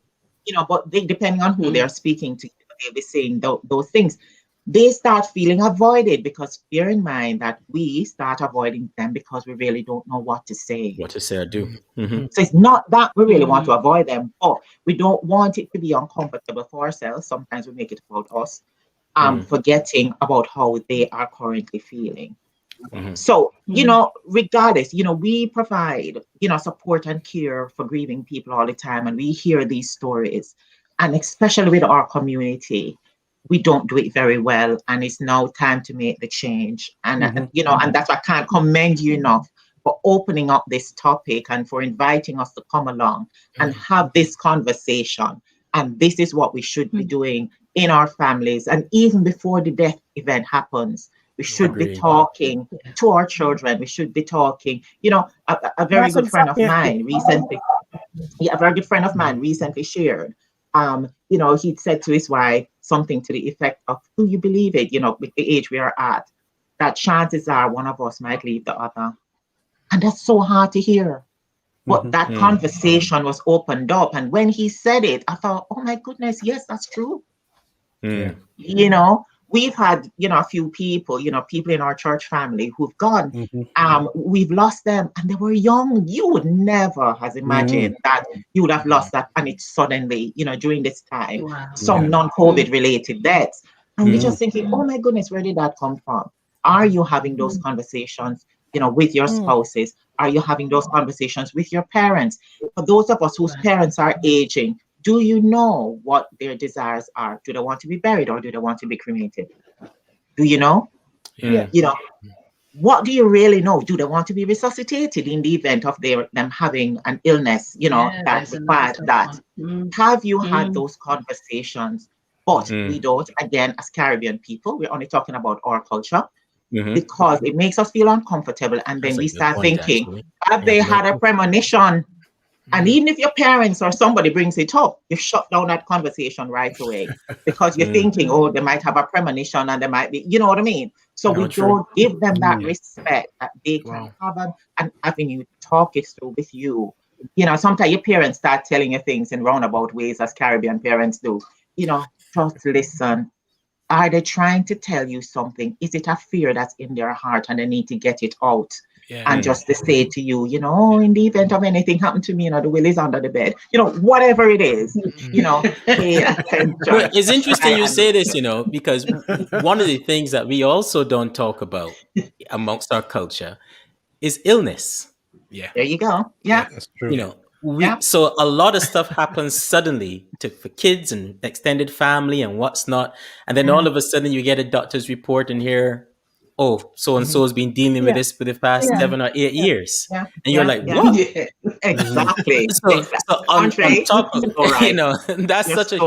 Listen, we have a story about that because we went to the United States in 1995 as youngsters. And we were standing in a church and heard somebody talking about having breast cancer. We almost got a whiplash looking around because it was like You don't mention that word at all, that C word. Or so and so is in the hospital because he's having a prostate examination or something. And it was like, what? Because it was so culturally foreign to us. Exactly. But even things like that, having those conversations helps with the grieving process moving forward. Because you're dealing with the loss, and now you're also dealing with the possibility of, but why didn't someone not talk to me? Why was I not told? Why was I not included? Go ahead, Eve. It's about control. Isn't it about control? We can't control death. And it's best not to talk about it. I mean, I called my children the other day and I said, look, I'm writing my will. Doing that. Well, I will die one day. Oh, but that's not going to happen for a long time yet. And so it's the only way. We cope with it. We cope because of the fear. Because I'm a woman of faith. People of faith are discouraged from really facing the reality of death. So we take comfort in the fact we're going to get to heaven one day. The most ill-prepared people I have met are people of faith. Wow. Who are that's always not interesting. to talk about death. That is it's so really amazing. I'm really amazed because it's going to give the impression that you're trusting in God. You lack faith. It says something about your faith. And it doesn't say anything about your faith. It's a must face. And we have to start with our young children. So to talk to our children. Most of the problems that I see when people die are with families absolutely totally ill-prepared. Mom was ill, mom didn't tell them, or dad was ill and didn't discuss it. It appears as if they died suddenly, but actually they've been dying a long time. They've been dying for months. What's about it? Yeah, true. And then when it happens, there's a lot of anger because, well, I didn't know she had cancer, Reverend, because the person knew all along. But in the midst, this idea that if you don't tell them, then you're protecting them, doesn't work. What you're left with are people who are very upset, because let them into your life sufficiently to face the reality of death. I prepare my children. I want to live till I'm at least 99, okay? But I'm preparing children. At least. I'm preparing them that one day mommy won't be here. Yeah. It is highly likely I won't be here one day. So that I spare them the anger that I see in families. The words, because it's taken them by surprise. So we've got to find a way to talk about death without to death, you like. Yeah. I love what you said there, Eve. I love what you've said, and my wife and I often talk about if one of us was to pass, what would happen? Do we send our bodies back home, and do we have that kind of these are the things that when you're a migrant family, you think to yourself, hang on, what's going to happen? Who are you going to upset if the body doesn't go back home? And all of those things that you have to go through, but you have to talk about them. You have to talk about absolutely. Them. Yeah. Can I just say on that, Mark? Sure. I remember shortly after, I got married and everything, and just conversations as you do. My husband said to me, "Oh, by the way, just so you know, I have a donor card." And I went, "What? What's one of them?" Because again, coming from the Caribbean, we don't talk about those things. And then he said what it was. And then he said, the other thing is, I want my body to be donated to science. And I'm thinking, what? I have never heard that in all my many years of, what you talking about, and he has Caribbean heritage. So it was a bit of a shock. And I thought about it and I thought, well, he's trying to tell me what he wants. These are his requirements. It might not be mine, but these are his wishes. And out of respect, I was like, I was horrified. But then I started listening. And when he finished talking about it, I said to him, you know what? okay, I hear you. But can I just ask you to do one thing for me? And he said, what it is. I said, could you have that conversation with your mother first? Write it down. Yep. You see, have my the Lord. conversation You with hit it there on your the head, mom boy. first. Yeah. In the event, she is still around if something happened to you. Because I thought, out of respect for her, this is her son. Yeah. Though he's my husband, he's her son. And I wouldn't want her to think that this was more my wishes than his. I've made that decision. And it's the same thing about us talking and being open and honest. And he did. He went and he had a word with her. And I think it's absolutely important. And okay, even though because of the relationship and the hierarchy, it would be my decision, but I want to know that I'm making that decision in good faith. I want to know that I have spoken to him and this is what he wanted. Absolutely. And also it helps with the grieving process. And what Eve said is amazing. I have an aunt and she lives in the US. And years ago, I'm talking years ago, she's made a will. She's organizing all her affairs. And, and I was always very admiring of that. Now she's in her mid-70s, but she's done that years ago. And she used to tell me to talk to my mom about it and da. Now my mom has passed away. Unfortunately, my aunt, as Caribbean mothers do, she was always on this topic. She never let it go. And I remember my mom took ill and we went to New York and my aunt said, I'm telling you, you need to sort your mother's affairs out. And as a result of that, I took her to, a solicitor. We sat down and she said what she wanted, going back to those things I was saying, Mom, do you want to be cremated or you want to be buried? Do you want to be resuscitated? All those things. And it so happened that it came to that in the hospital and the doctors asked me and I said, no, she don't want to be resuscitated. And I could say that with a clear conscience and confidently because I knew I was doing what she wanted. I was being respectful of her wishes. Wow. And I think let me just inject something here because I know we're gonna be out of time. I think we're so thankful that we've had the opportunity to start these conversations, within our communities and for the people listening. I hope it has been something of great value. And that we need to share people's stories and raise awareness of the challenges shared by grieving people, in the UK and all around the world, and why is this so important to us? It's important to us. I'm going to share some figures with you. There are over 6,000 deaths each year in England alone. We're not talking about COVID deaths. You see those numbers. That means millions who suffer the death of a family member or a friend and are likely to be experiencing feelings of grief. On average, children suffer about 15 losses before they become adults. Think about that. These can range from death, divorce, moving house, loss of safety through bullying, or they've been taken into care, or even a simple thing as loss of a routine like what they're experiencing now in COVID.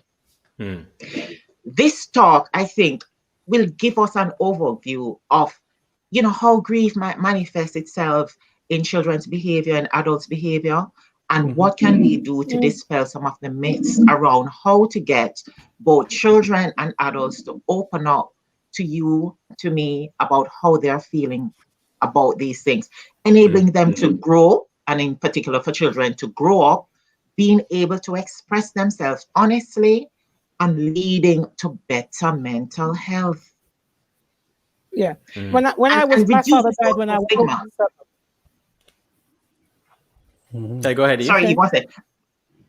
And reduce the social stigma that still exists around topics such as death, especially among Caribbean people. And as Eve said, also about sickness. A friend of mine, a friend of my daughter's, they've just lost their uncle. I mean, they saw him 1 minute and the next minute they got a call that he had died.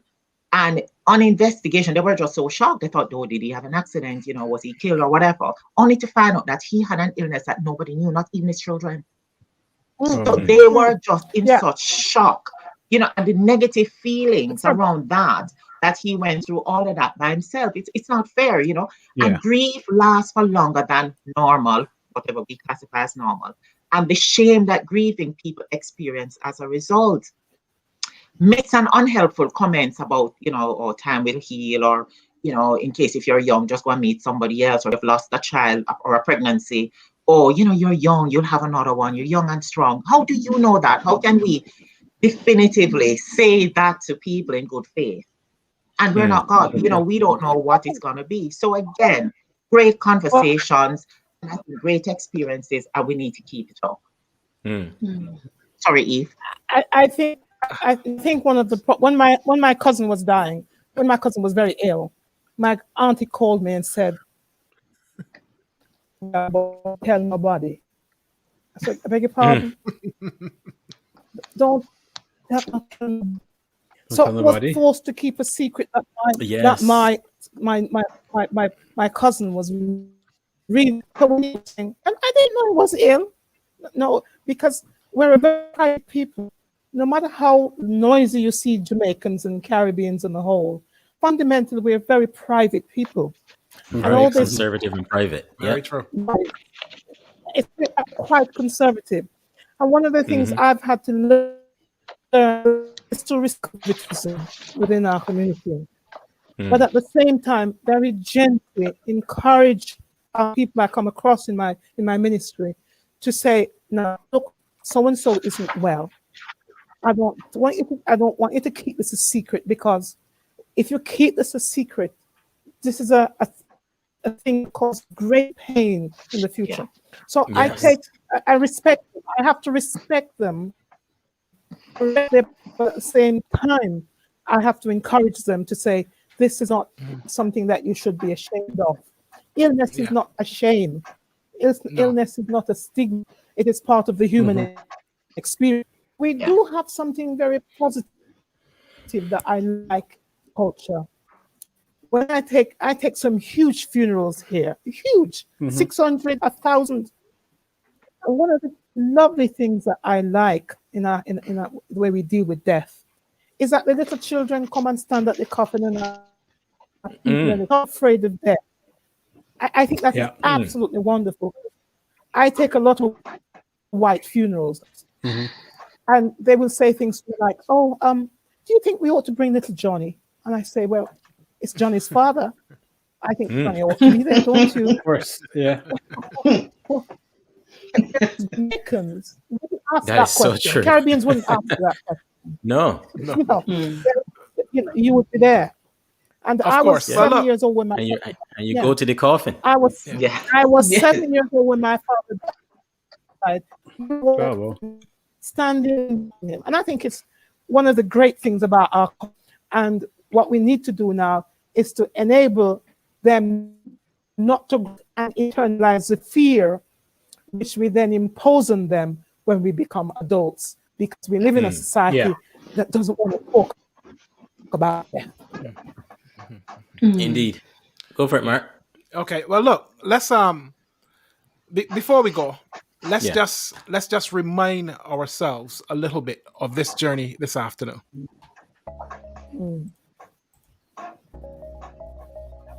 The COVID-19 pandemic is not only a medical crisis, but a psychological one. Along with the collective anxiety, stress, and sadness comes collective loss and sorrow. Loss can shake our senses of self. Many of us will have to cope with the loss of loved ones in the midst of this pandemic. Many are also grieving their sense of safety, of social connection, of financial security. Losing a job, not having a graduation ceremony, not being able to attend a funeral, all are losses to be grieved. What we are experiencing now is a living loss, and as we move forward, people will continue to experience losses we can't yet predict. Psychologists say that in addition to grieving what is now missing from our lives, we may also grieve for the ways in which those losses affect our senses of self and personal identity. If part of who you are is defined by social interactions, what does it mean for you when you are quarantined at home? It helps to name and claim our grief. People often have a vague sense of anxiety or suffering, but putting words to those losses can help them identify ways to move forward. Psychologists recommend journaling to help with this process. Since most of us have never been through anything like this, it can help to explore how you got through another challenging transition, like a divorce or losing your job. How did you heal and recover through that process? You can likely apply some of those strategies to this situation. Social connections are still important. Psychologists encourage people to stay connected with their social support networks through phone calls, text messages, video chat, and social media. For many people, it will take time to recover from their losses. Keep checking in on friends and family members even after this period of isolation ends. Grief is natural, and most people are resilient. Though grief is difficult, it helps to recognize that it's natural and serves a purpose. Grief can help people turn inward and adjust to a new way of life without the people, places, or things they have lost. Research suggests that once a crisis has passed, most people are able to bounce back and move forward with their lives. Know that while grieving, it's normal to fluctuate between moments of sadness and mourning and moments of acceptance or even happiness. It's also important to remember that grief is temporary. The difficult feelings will pass. Wow. Indeed, Wow. indeed, Wow. indeed. Wow. Look, I gotta be honest. So I wasn't sure where we were gonna go with the conversation today. We just knew we had to have it, but we weren't sure where it was gonna go. But in every direction it has gone, it's been enlightening. I must admit, even for me, how I deal with stuff in the future, just even understanding that actually the grieving process could actually start even before the event or act happens. Simply by dealing with things, talking, and that kind of stuff. And Eve, Katie, and Michelle, we really want to thank you for joining us today. And guys in the audience, thank them as well for joining us today. Hope you guys found this conversation useful. It's been so useful to me. What can we say? I just really, really, really thank you for that. Phil? Yeah. Thanks again. There's a lot there. For me, I'm also going through different scenarios. So I was looking forward to today to chat. I know Michelle outside of here as well. So we chat a lot too. So thanks for that. But it's good to bring that conversation, especially in the context of our culture. Yeah, Mark.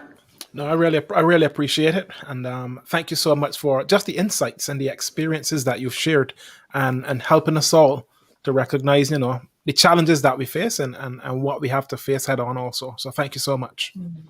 Yeah, it's just really been fantastic. We saw from the comments had so many comments in them as well. And Wayne, if you're still there, thank you so much. I saw a lot of your comments in the chat. Thank you much for being vulnerable and sharing your experience during this time as well. Appreciate that. My condolences to you and your family. I really appreciate you jumping in there as well in the chat. So guys, thank you so much then, Eve, Katie, and Michelle. It was indeed a pleasure having you in the room today. Thank you. Yeah. Thank you very much. Thank you.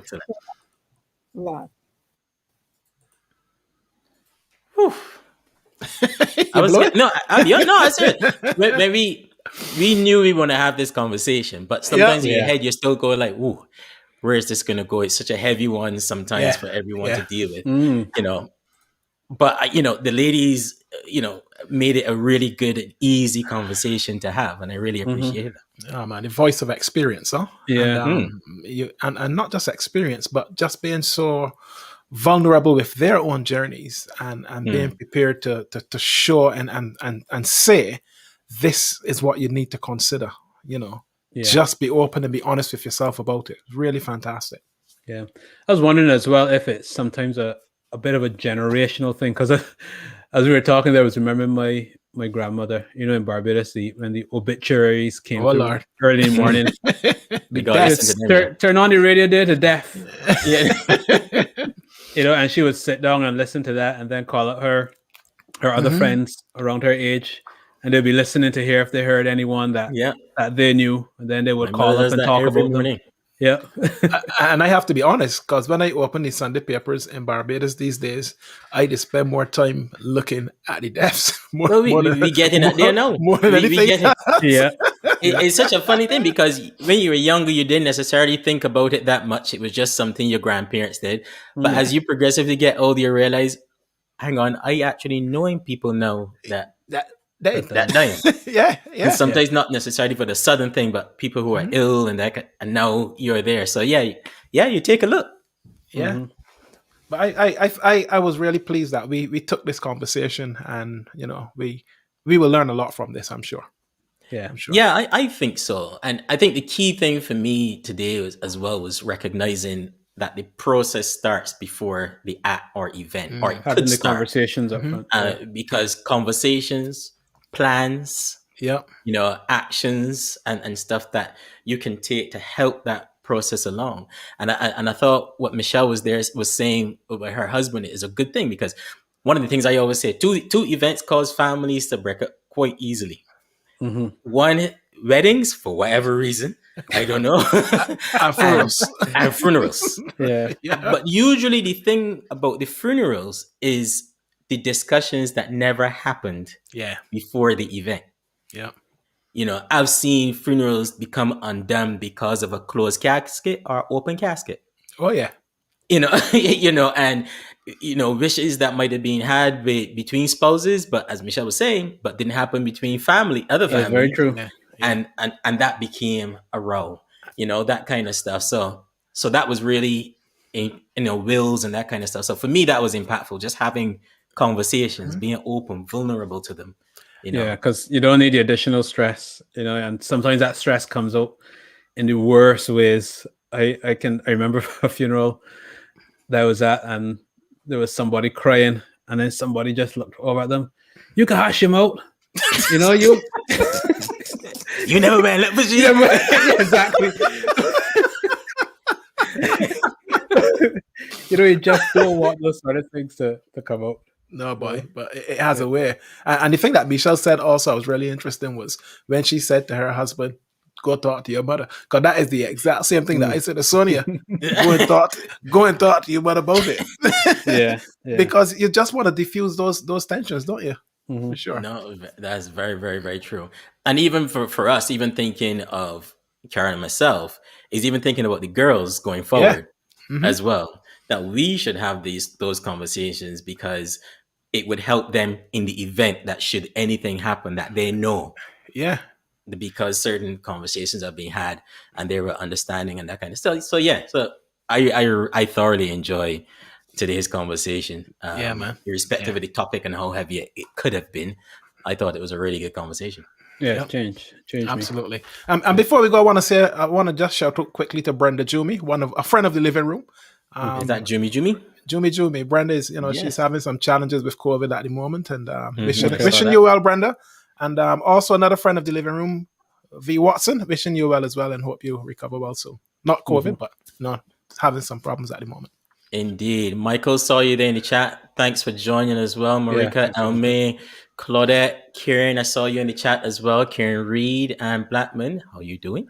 Glennis, saw you there. Marlies Jones, saw you. Pearson Ben, Pastor in Barbados, welcome. Hope you had a good time. Wilfred, thanks for joining. Look, everyone who was part of the conversation today, thank you so much. Katie Joseph and Wayne, we mentioned you before as well. And I don't know, the Korea? I don't know if I pronounced that right, but this is why you shouldn't try to pronounce everybody's name sometimes, you get in trouble. But look, thank you so much for joining us. And for those, again, if this was your first time, if you're watching along on Facebook or you're watching on YouTube, hit the like button, ring the bell, and you'll get notice of whenever we have shows coming up. On Facebook, follow us on We Global as well. That would be great if you can just become part of the community. And we're there on Twitter and we're on Instagram as well. Join us. It'd be so fantastic to have you part of the community as well. If you thought today's conversation would be great for someone to listen to, hit share. They might not have been part of the live, but they can still participate by saying the chats and then being part of the conversation by watching the video afterwards as well. So do us a favor and hit share, and just so other people can come in. Final word, Phil? I still you did actually. I thought I said my final word some time ago. You thought? I catch you. Mark, he's still trying to process now. He's still trying to process. No, there's a lot from there that there is. For me personally as well. So yeah. My final word: no living room next Sunday. We having a break.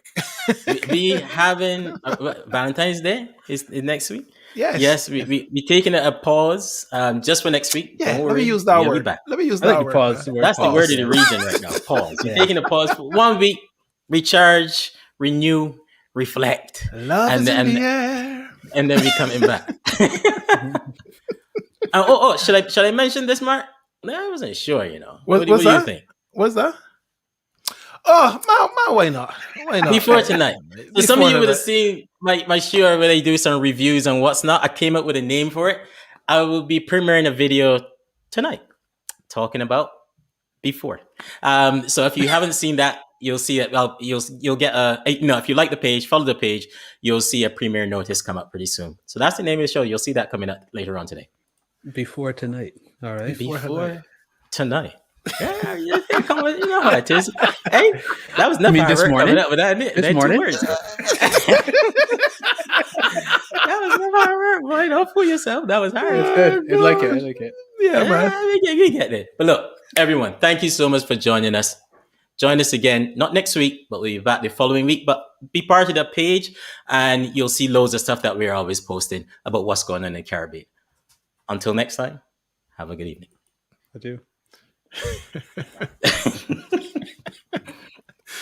Catch you Phil there by surprise, man. Yeah,